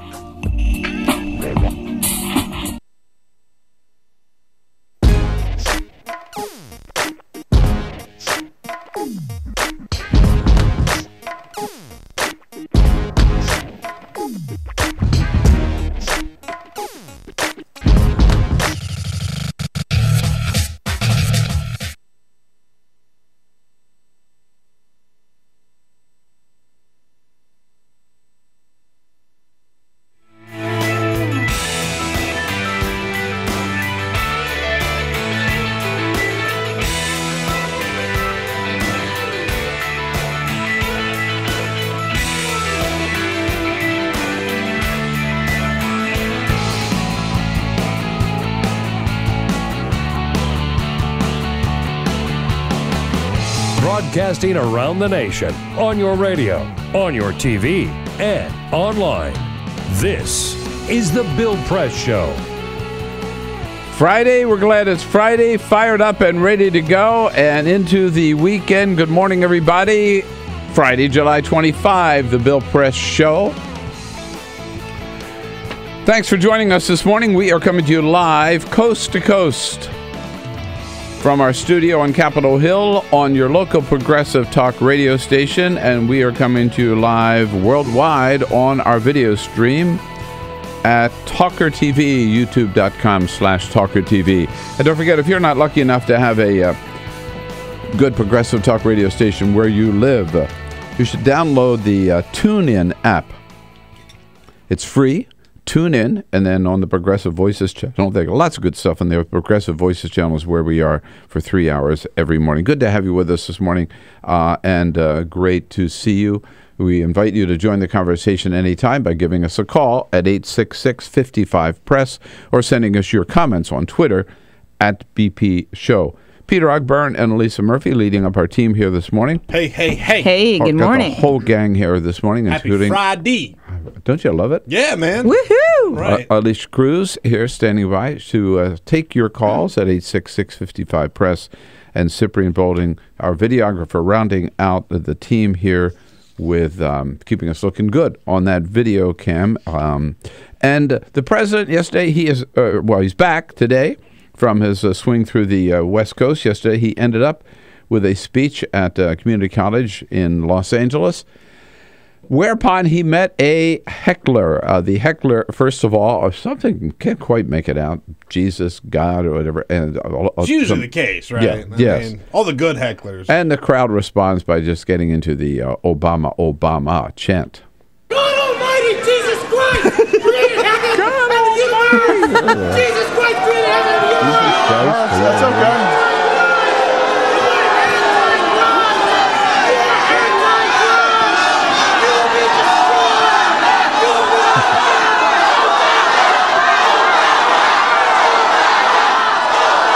Pre-show meeting. Thank you. God Almighty, Jesus Christ, yelling, shouting. Obama. So the president had to wait. He waited a little bit while they took the guy out, and then he pointed out that this guy was no stranger to him. I have to admit that I've actually met that guy before. That's true. That was a couple of years ago, and he had the same line. He needs to update his material. Needs to update his material. Yeah, indeed. Well, a great hour here for you to wind up on a Friday. Katrina vanden Heuvel, editor and publisher of The Nation, here at the top of the hour. And then we'll be joined in studio by Congresswoman Rosa DeLauro from Connecticut. But first, this is the Full Court Press. Just a couple of other stories making news. Consumer Reports did a large survey. They surveyed people who have eaten at 65 different fast food chains to find out who has the best burger in America. You would think it might be something like In-N-Out. No, Five Guys. Five Guys. Five Guys. McDonald's is the biggest burger chain in the country, so I think that might factor in. No, but not the best. The winner is the Habit Burger Grill in California. No, they're not. You're from California. They're not from California. You've had a Habit Burger They're Grill, not surely, right? They are not from California. I've never seen one either. And you've spent some time in California. No, they're not from California. Well, all right, so they were founded in Santa Barbara in 1969. They're all over the Golden State, according to Consumer Reports. They also have locations in Arizona, Utah, and they're going to be opening one up in New Jersey later. But I did a little research. They're char burgers, right? So they're grilled instead of on an open flame, not on a flat top. And they have all kinds of toppings and things like that. I've never heard of it. Five Guys is the best. I don't disagree I'm telling with you. you. All right. I say Five Guys fries are certainly the best for sure. Fries. And maybe an In-N-Out burger. And the little bacon cheeseburger. That's not bad. More bad news for David Gregory. Page 6 yesterday said his time could be nearing an end on Meet the Press. They're saying, citing sources within NBC, who say that after the November midterm elections, they are eyeing possible replacements. The two top contenders right now are Chuck Todd and Joe Scarborough. Possibly host Meet the Press. His name was also thrown out there. Chuck Todd is the leading contender. But the NBC denied the report, so they're sticking with Gregory. We'll just have to see what happens after November. They're not going to put Joe in there. But there was there was a woman mentioned, too. I forget now who just came over to Savannah Guthrie. No, not Savannah. Her name is mentioned in this piece on page 6. Anyhow. If I were David, looking at the ratings for Meet the Press, I might be considering another job, too. Yeah, they got problems. And the website Leafly, which takes a look at marijuana strains and marijuana dispensaries, where to buy it, and what different strains are out there, they put out what they're calling the State of the Leaf to take a look at marijuana habits, who is using, how they're using, and what they're using. They say that 89% of marijuana users prefer to smoke it as opposed to eating it or using it in like a tincture or something like that. And the top 5 strains that are consumed by Americans. Number 1 is a strain called Blue Dream. Number 2 is Girl Scout Cookie. Number 3 is Sour Diesel. Number 4 is OG Kush. And number 5 is Green Crack. What? Well, that's good to know. These stoners with the names of their weed strains are like the funniest things. They take it so seriously. Right, that's good to know. On my next trip to Denver, will you please make sure to give me that list before you got it. Before I leave. Sour Diesel. All right. Thank you, Peter. 12 minutes. 12 minutes after the hour, President Obama, as I said, coming back from the West Coast, but facing a whole host of problems. Seldom have we seen any president, I think, certainly this president, with so much on his plate at one time, serious issues, and issues in which the United States does not have a lot of options. Looking for direction on these as a proud progressive, I turn to what I consider our Bible for progressives here in this country. The Nation magazine has been for over 100 years now, led by the one and only Katrina vanden Heuvel, editor and publisher. Hi, Katrina. How are you? Good morning, Bill. If I'd been leading the nation for 100 years, I'd be in trouble. But I've been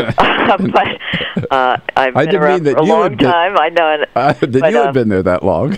I've been there a long time. In any case, yeah, we turn 150 strong. Whoa. Punching, feisty, surviving next year. So thank you for that introduction. No, absolutely. I've been a subscriber for a long, long time. And, you know, John Nichols is one of our frequent guest and favorite guest on the show too. He does a great job. Because you've been writing about all of these hot spots lately. Let's start in the Middle East. I was particularly struck by the editorial in the last issue of The Nation. Do you see any hope there at all? You know, if I see any hope, you were talking earlier about the Sunday shows, Meet the Press. There's been a glimmer, it seems to me, of hope, Bill, that there's a little more space to talk openly about, the need to bring justice to the Middle East and how that is impossible without justice for the Palestinians. We have had, I think, a one-sided conversation, media debate in this country for too long. You know, as we talk, Israel's third assault on Gaza in 5 years continues into its, third week with no end in sight. Mm-hmm. And, we cite, both Israel and Hamas cannot be, the war crimes we're seeing, the atrocities against civilians. There's such great asymmetry, though, because Israel has so much more power. To achieve a ceasefire will be difficult, but it is all the more reason for Europe, regional governments to step up their efforts. But until the deeper issues, and unless they're addressed, Bill, the cycle is going to continue, the cycle of impunity. And we're seeing, certainly Israel, we argue in our editorial, fracture the norms of international law and basic human rights, yet isn't held to account. Mm-hmm. So we need to really, I think what's interesting, you mentioned President Obama returns to Washington confronting some of the most serious crises, conflicts a president has ever faced. We need, what's happening is the world is in flames. I mean, from the Middle East to Ukraine, the desperate need, not for more violence, but for ceasefires, for renewal of talks, for finding a way forward. So I kind of see that symmetry between what's happening in the Middle East and Ukraine, and also a story that's unreported out of Ukraine we could talk about briefly, but the attack on civilians in southeastern Ukraine has been virtually unreported in the U.S. press, and that goes on. That civil war in the eastern part of Ukraine against the rebels, but also civilians. Civilians in 110,000 pro-Russian ethnic Russians have fled Ukraine since the beginning of this year, fled to Russia. 56,000 Ukrainians are displaced. And the country, Gaza is rubble in many ways. The infrastructure is just devastated. Who's going to rebuild that? Right. And so the infrastructure now in southeastern Ukraine is also being pummeled. And the IMF just the other day, which has approved a $17 billion loan package for Ukraine, predicted a sharply reduced economic growth.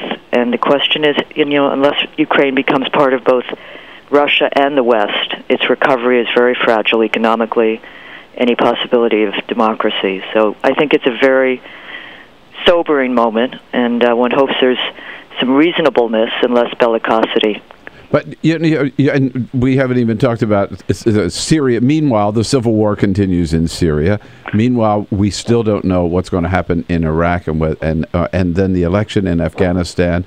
And we haven't even talked about something else, which, at the nation we've put it more in the context of a refugee crisis as opposed to an immigration crisis, though they're fused. But it's what's happening at the border. Yep. And the violence that has surged in the region, in Guatemala, Salvador, Honduras in these last years, has its own dynamics, but is in no small part because of U.S. policies. And, it's very tough in our media world. You know this, Bill. So much of it is just today's history, if any history. But the need to understand the context in which so many of these crises are erupting better help guide us towards some humane, sane resolution if there is one. So, we could sit on this phone, Bill, and tick off. I hate to say it. I mean, we haven't even talked about Republican obstruction in Washington, but well, that's such a matter of day to day. I guess we're so used to it, right? We're just living with it. But it's insane. You talk about the border crisis. Here's everybody that looks at this, sees this is a genuine humanitarian crisis. These are children. They need very special care and very special handling, and something has to be done about it. And yet it looks like Congress is going to go home next Thursday without having done anything about this crisis. It's not that they didn't give President Obama all the money he requested, right, or put all the resources down there. Just totally ignore the problem and do nothing about it. It's shameful. I mean, we say this, I think we've been saying this every summer, but every summer, and it does seem in the months of July and August, crises erupt in different ways, but, Congress shouldn't go home.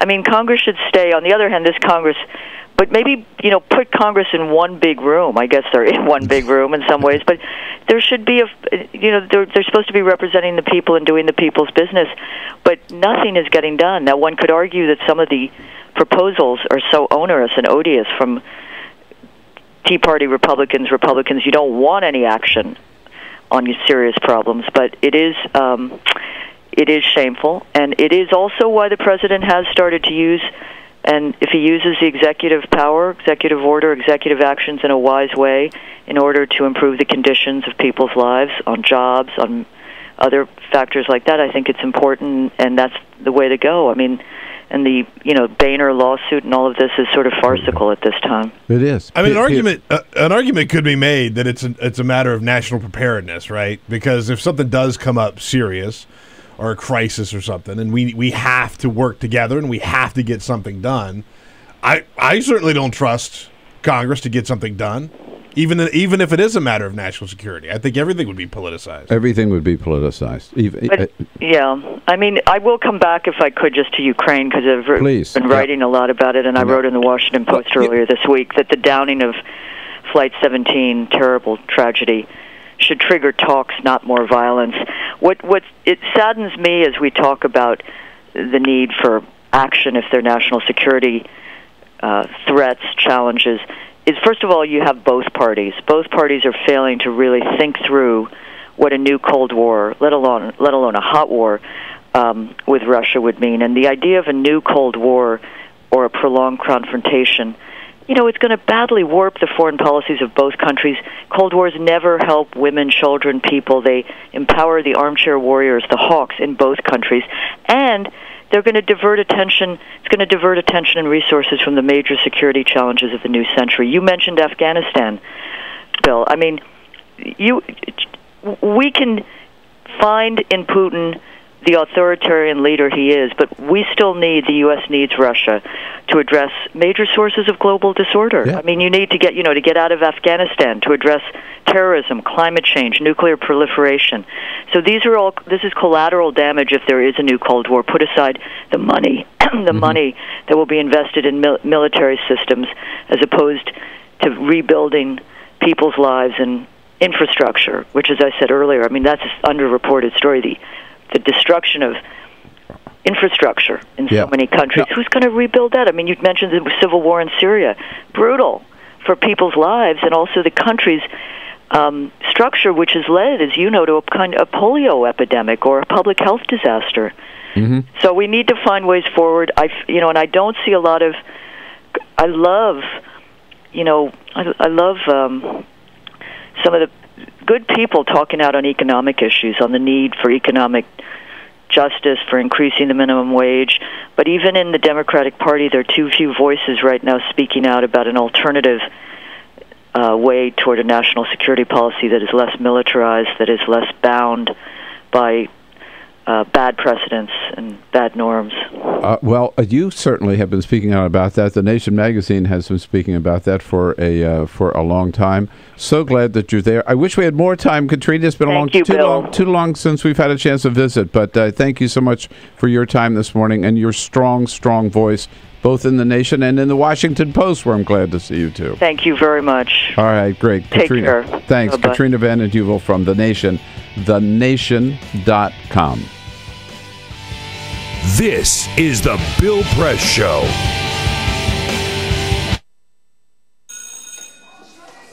Don't look at me. Your hair's a bit frizzy today. Oh, you should pick that up. Oh, you're such a dork, loser. Here, let me help you with that. Oops. Every day, kids witness bullying. Oh, look. Your crush is looking at you. Poor you. They want to help, but don't know how. See, no one here's gonna help you, because no one Teach your kids how to be more than a bystander. Visit stopbullying.gov. If you drive buzzed, it could cost you around $10,000. You'll face major legal fees, major fines, and steep insurance penalties. You could lose everything. Nothing kills a buzz like getting pulled over for buzz driving, because buzz driving is drunk driving. When some people struggle with their mortgage payments, they become frozen, petrified.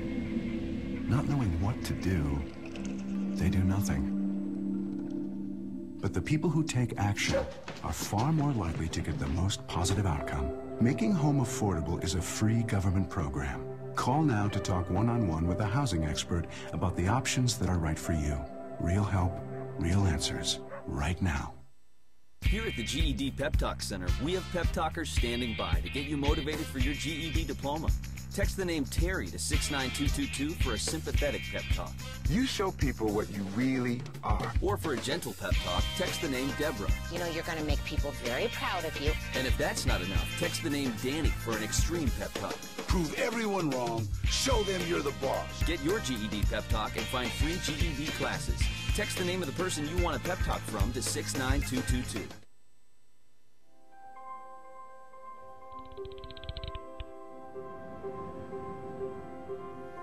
Did you see the world differently?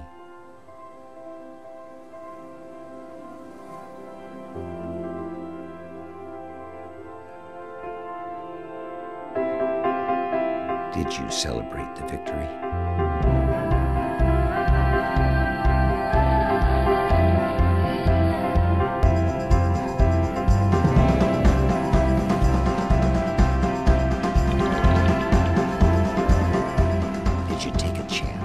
So today, I state clearly and with conviction America's commitment to seek the peace and security of a world without nuclear weapons. Did you stand up against our greatest threat?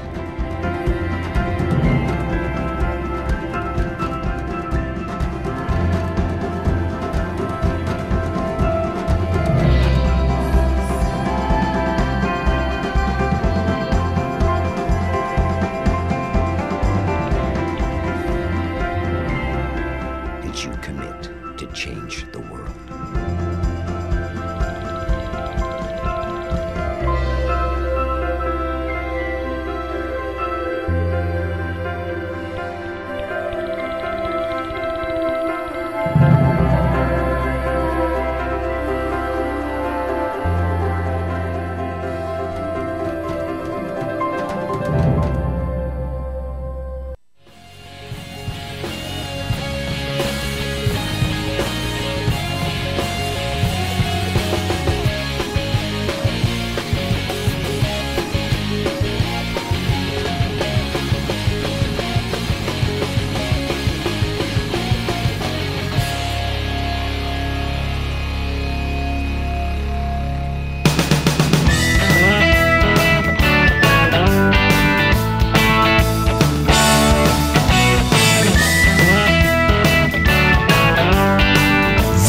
is the Bill Press Show.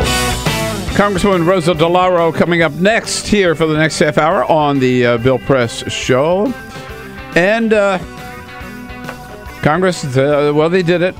John Boehner threatened to sue the president, and yesterday the House Rules Committee met, and they voted 7-4. Of course, 7 Republicans, 4 and 4 Democrats against. Voted 7-4 to proceed with that lawsuit. It will go to the floor of the House, where, of course, it'll be approved as well. Just a total waste of taxpayer dollars, a lawsuit that is going absolutely nowhere. And John Boehner now says they're going to focus this lawsuit against the president on his actions to carry out Obamacare. In other words, they have failed to defund it, failed to repeal it, so now they're just going to file a lawsuit against it. This is what passes for progress in the Republican caucus. This is the Bill Press Show. So this is my computer. This is your computer. Let's go on the internet. Let's go. Click it. Yes. Okay. I cursor in between the R and the E. When I say done, I want you to just push the period. She's gonna love me all over again. That's it. Jamaica, here you go. Here we go. Good job. Thank you. Thank you. And I did it by myself. Feel smarter. So, I'm kind of new here, but I've noticed a trend. My human does this funny thing where she goes around and gets all my toys, and then she hides them in that basket by the door. You know, but it's always the same basket, and it's always in the same place. And then she acts so surprised when I find them, but, you know, she's putting them in the same basket. Again. It's like, hello, that's where you put it last time. You were the worst at hide and go seek.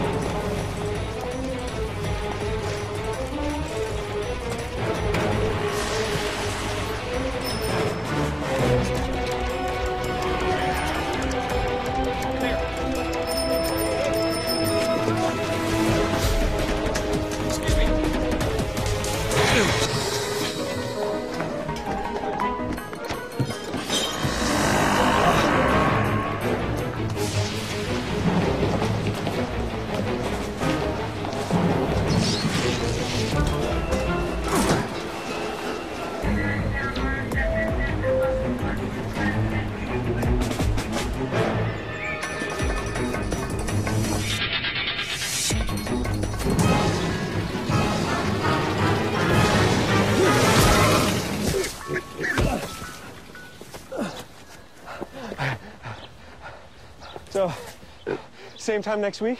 Well, of course. Put away a few bucks, feel like $1 million. For free tips to help you save, go to Feed the Pig.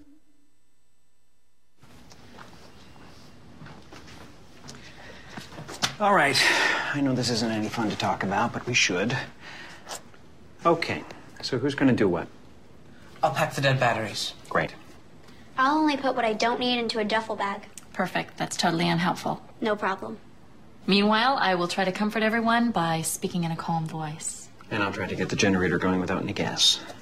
Oh, let's not forget the cell phones, which probably won't work. Right. And who is going to handle supplies?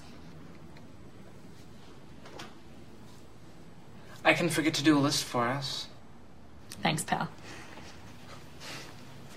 Well, I think we couldn't be any less prepared.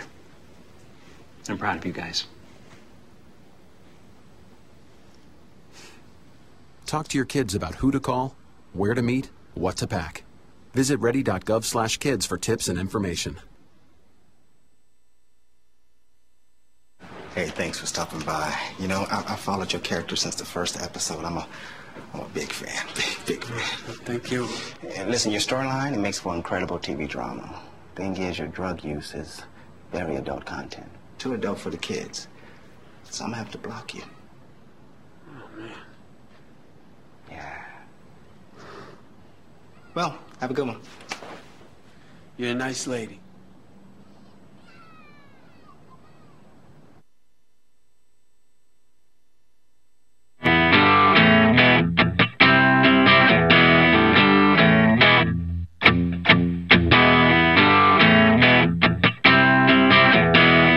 On your radio, on TV, and online.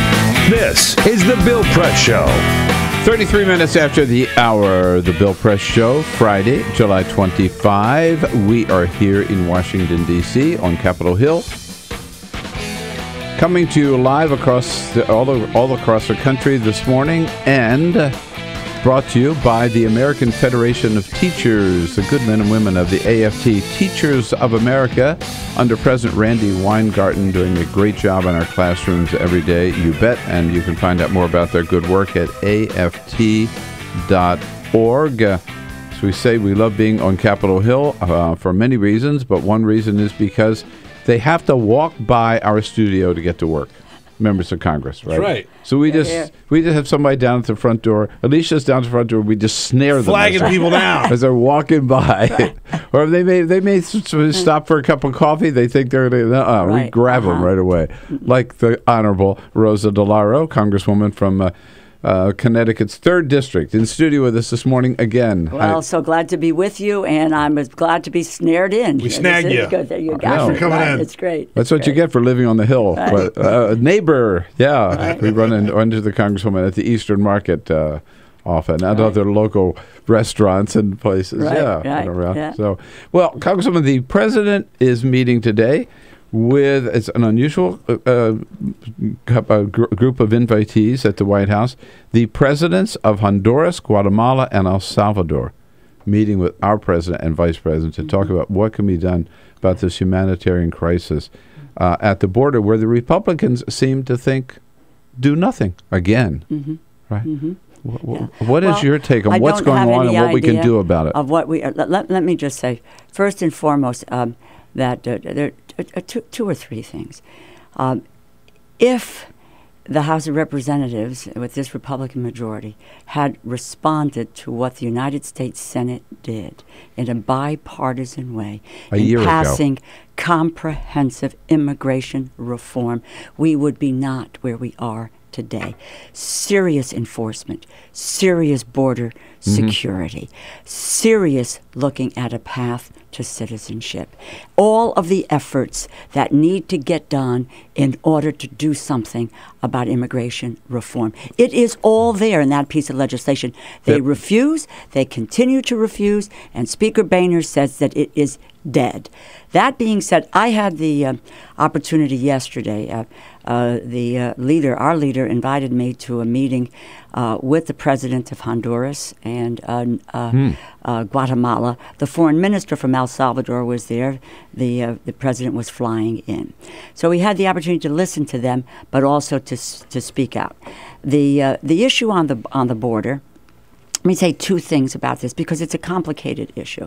I'm not sure that most people know, that most Americans know, that by law, a law passed in 2008 to deal with a sex trafficking issue, that a bipartisan Congress passed and George Bush signed into law 2008, the Trafficking Protection Act, which in essence said that the Department of Health and Human Services, by law, had to take unaccompanied children and process them, house them, feed them, and deal with health issues. And by the way, HHS immunizes every child that's coming in. Really? Yeah. Yes, they immunize them and then place them somewhere while they await a deportation hearing. That is the law of the land. Required by law. It's required by law, which is to be known. We have situations in Honduras, Guatemala, El Salvador, in terms of their violence, corruption, etc., which has moved children more quickly across, unaccompanied children. Adults who come are deported summarily, in essence. So are families who come with children. They go back and are deported. It's the unaccompanied children that we are looking at. They've been coming in at small rates over the last 2 or 3 years, but because of the instability in their own countries are moving more rapidly. To that issue, and I have a very personal stake in this, and I said this to the president of Guatemala yesterday. 7 years ago, in some months, my daughter and son-in-law asked Stan and I to accompany them to Guatemala to pick up their adopted baby boy, Teo. And we went. And he is now 7 years old. He is one of the lights of our lives. He feels he knows where he's from Guatemala, and he wants to go back. He wants to see that. But my advice, and it would be only advice to my daughter and son-in-law, is not to go. And I said this to the president because of the violence. And one can talk about what the United States can do with regard to refugees and humanitarian issues. On the other hand, and this is what I said to the presidents yesterday, I said, what are you doing? What is going on with the corruption? What is going on with the police? What's going on with violence and gangs, etc., that are beating up these children, young women, girls, not young women, girls being raped because they've seen a greater influx of girls coming across the border. You must take control of your country. And yes, we want to help to deal with the humanitarian crisis, but one of the prime responsibilities that governments have is to make sure that their citizens are safe. Sure. And that's what they have to take on. In the meantime, we do have to take a look at this as a humanitarian crisis. It's not opening the door to accept everyone, but we do have a process in place, and we need the supplemental dollars that the president is talking about in order to speed up the process of making the determination of eligibility and of increasing the opportunity for the Department of Health and Human Services to carry out what they need to carry out by law. By law, right. Now, I'm glad you mentioned about what the president's saying, because the responsibilities of other countries. Because some people are saying, no, we just, like John McCain and I think Lindsey Graham both said, no, we just send them back. Just send them back. I mean, send them back to what? To certain death for many of them. No, it really is. It's gang violence. They're being beat up. As I said, young girls being raped. And you imagine the desperation of a family that says, and these children are coming in from toddlers to those, and the law goes from, under 18. So you're getting very young kids, yes, and 18-year-olds. But we have a system in place. We ought to acknowledge that, but we also need to deal with enforcement. We need to deal with border security. I come right back around to comprehensive immigration reform. We have the opportunity to do it. They will not allow this legislation to come up where we could address all of these issues. Everything they talk about, everything they say they want was in that. It's in the bill. In that bill, and it's not everything that everyone wants. But imagine I'm assuming, because I don't have the vote tally in my head, but John McCain, Lindsey Graham, all these other, they voted for it. 14 Republicans voted for it. 14 Republicans voted for it. Yeah. They came together. They said, it's not everything we want, but this is a way to deal with a very serious issue that we have in the United States. And this is not about politics. It's not about gotcha. This is about dealing with the serious issue of immigration reform, and in this instance, a humanitarian issue which we have to deal with, and we want to ensure the safety of these youngsters, keep what we, uphold our obligations to the law. I just want to say one more thing with regard to this, and that is all these folks who are talking about these children who are coming in diseased. Oh. That is so irresponsible. Disgusting. Because as I said, and I know, because this issue comes before the Labor, Health, and Education Human Services Subcommittee of Appropriations, in which I am the senior Democrat, these children are immunized when they come here. Whether or not they have been immunized in their own country, and some of these countries, I don't know what the percentages are, but they have a higher rate of immunization in some instances than the United States does. So if kids are getting colds and who, throw up. My grandkids get cold and get sick, and that's it. But they're not coming in diseased, and that is irresponsible. No, it was some of the attacks on some of the Tea Party members of the House. I mean, calling them gang members and thugs and they're victims of gang members, and that's why their countries have to do that. We have to crack down on those smugglers.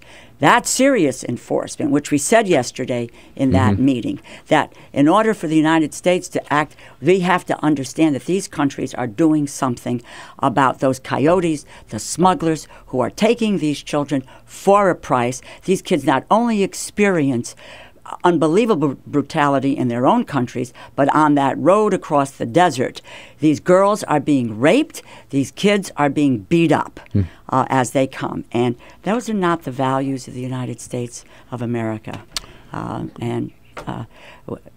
We ought to look at this carefully. This is not a simple matter. And if there's any issue demanding action on the part of the Congress before they take this long break, this is the one. Congresswoman Rosa DeLauro, fighting the good fight here on behalf of all of us in the United States Congress.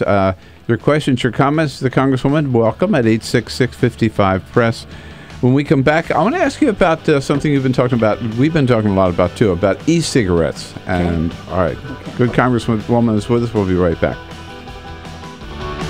This is the Bill Press Show. So this is my computer. This is your computer. Let's go on the internet. Let's go. Click it. Yes. Okay. I cursor in between the R and the E. Pressing dot, I want you to just push the period. She's gonna love me all over again. That's it. Jamaica, here you go. Here we go. Good job. Thank you. Thank you. And I did it by myself. Feel smarter. So, I'm kind of new here, but I've noticed a trend. My human does this funny thing where she goes around and gets all my toys, and then she hides them in that basket by the door. But it's always the same basket, and it's always in the same place. And then she acts so surprised when I find them, but, she's putting them in the same basket. Again. It's like, hello, that's where you put it last time. You were the worst at hide and go seek.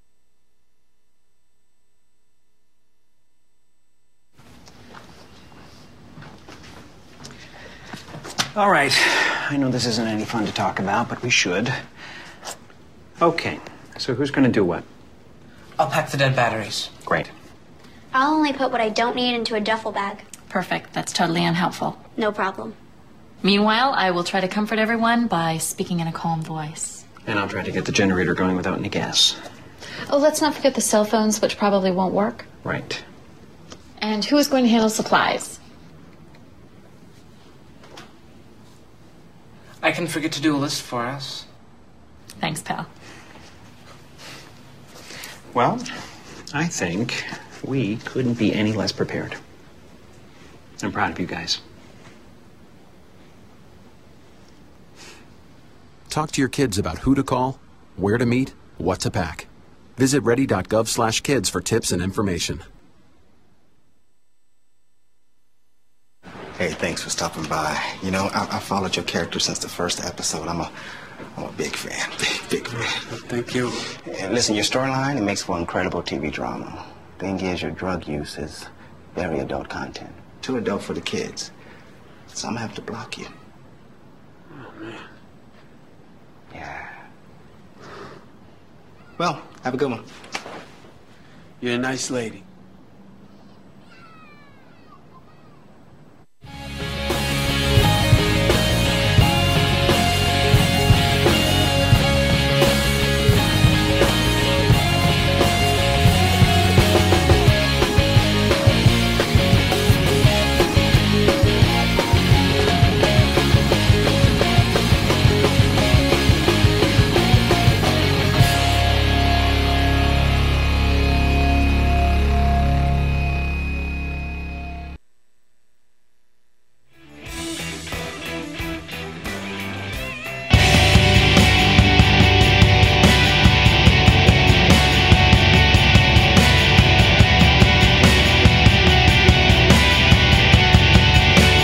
seen on Free Speech TV and online on TawkrTV. This is The Bill Press Show.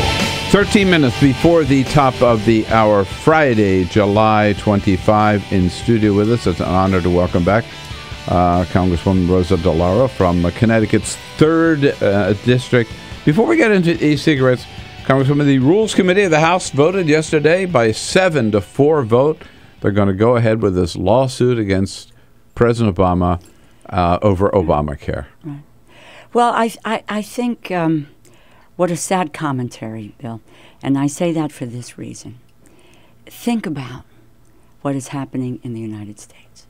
We just came from talking about a very serious immigration problem. Yeah. That we have the opportunity to pass comprehensive immigration reform. We have serious economic problems. We have to look at how we deal with the single biggest economic problem we have today, and that is that people do not have enough to live on. Their wages today, if they've lost their job and gone back to work, it is a lower wage. So we're looking at ways in which, by increasing the minimum wage, educational opportunity, creating jobs through infrastructure and other areas, looking at ways to be able to give people a better way of life, serious issue today. And what are the Republicans doing? They are suing the President of the United States to know, and there is no outcome. They will spend money. They will take time. Instead of deliberating in a responsible way the very serious issues that the American people are facing. It's not members of Congress. Right. It's about the people of this country. No wonder they say Washington doesn't understand what our lives are about today. We're struggling. Help us. Yeah. No, and this is the only thing that they can come together on. The Republicans come together on.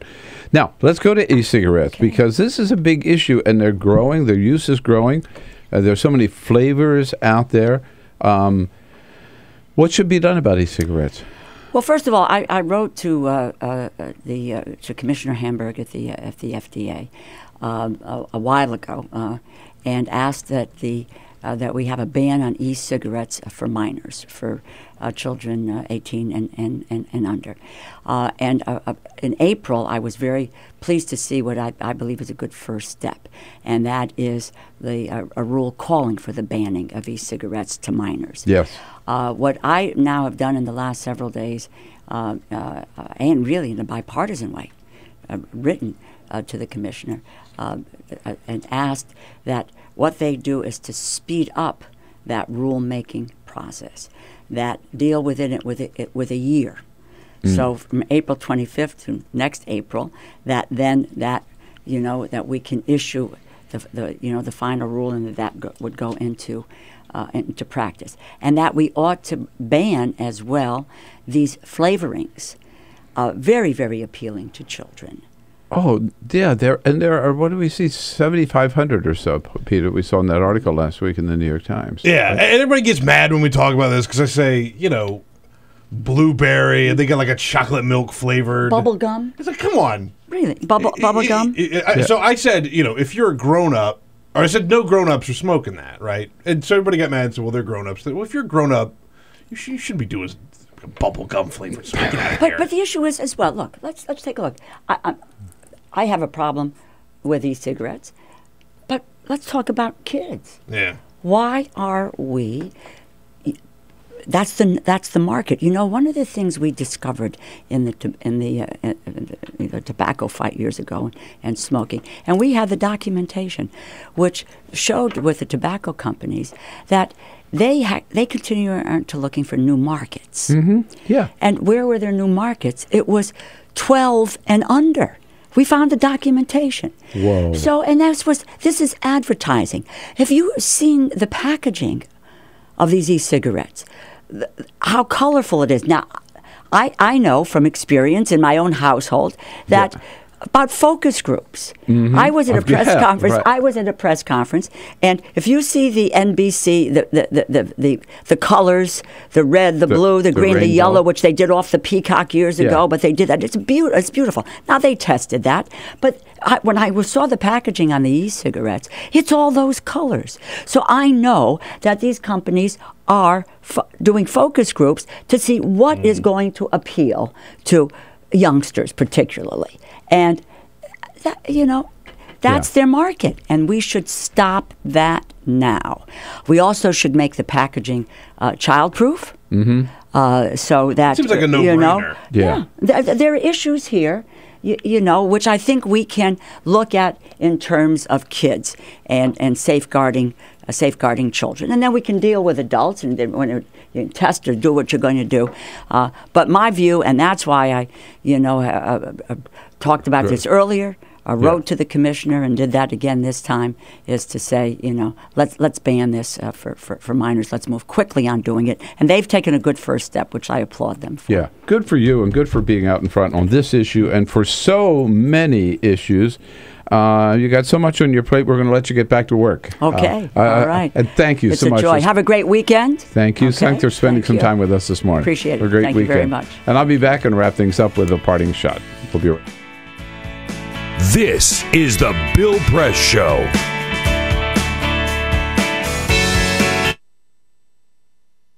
It is possible to read the history of this country as one long struggle to extend the liberties established in our Constitution to everyone in America.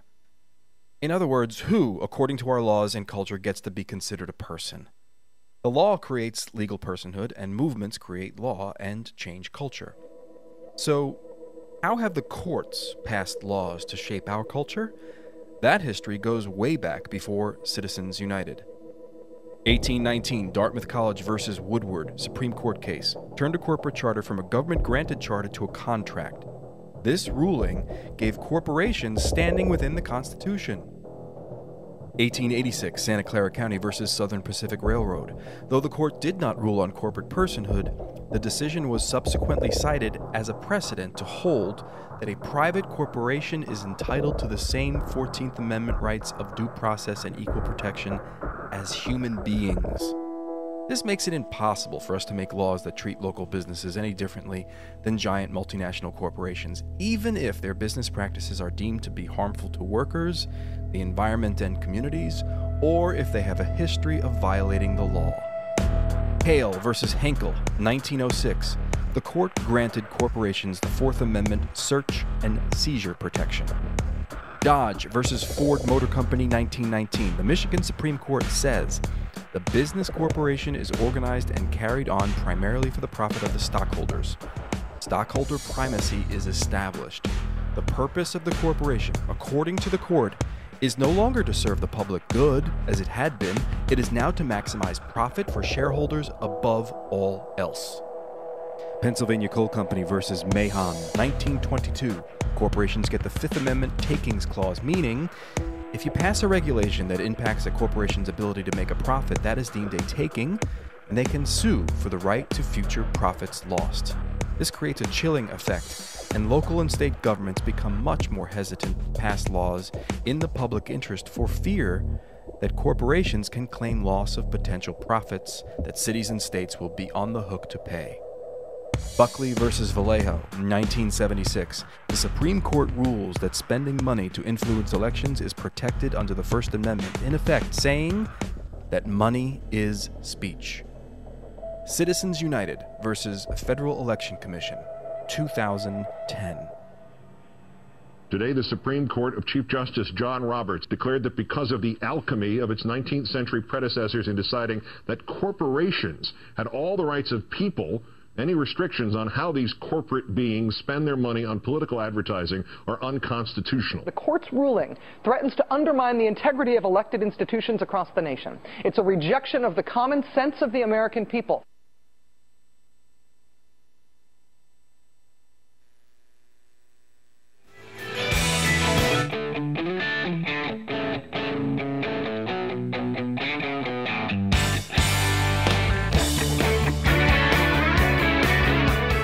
The Parting Shot with Bill Press. This is the Bill Press Show. Yes, indeed. After spending about 2 weeks maybe complaining about problems at the border, Republicans in the House have finally come up with a plan, an action plan. Their solution? What a joke. Send in the National Guard. Yeah, just like Rick Perry. Send in 1,000 National Guard. House Republicans now are talking about sending in 10,000. I mean, now, first of all, this is the Republican answer to everything, right? Trouble in the Ukraine? Send in the Marines. Problems with Iran? Bomb them. Civil war in Syria? Send in tanks. Children crossing the border? Send in the National Guard. It's what they always think about, the military solution. And doesn't any one Republican in the House, not even one, understand the National Guard is not what we need at the border today? These are children crossing the border, 6-year-olds, 8-year-olds, 12-year-olds. They're not trying to escape arrest. They want to be caught. We don't need National Guard troops to stop them. We need adult supervisors to care for them and to help them, and more judges to give them a fair hearing. Yes, we need help at the border, but the National Guard is not the answer. There we are, wrapping up this week here on the Bill Press Show. Into the weekend we go. We hope you have a great one. Make it a great one. And then don't forget, come back and see us again Monday morning. This we'll be looking for you. Is the Bill Press Show.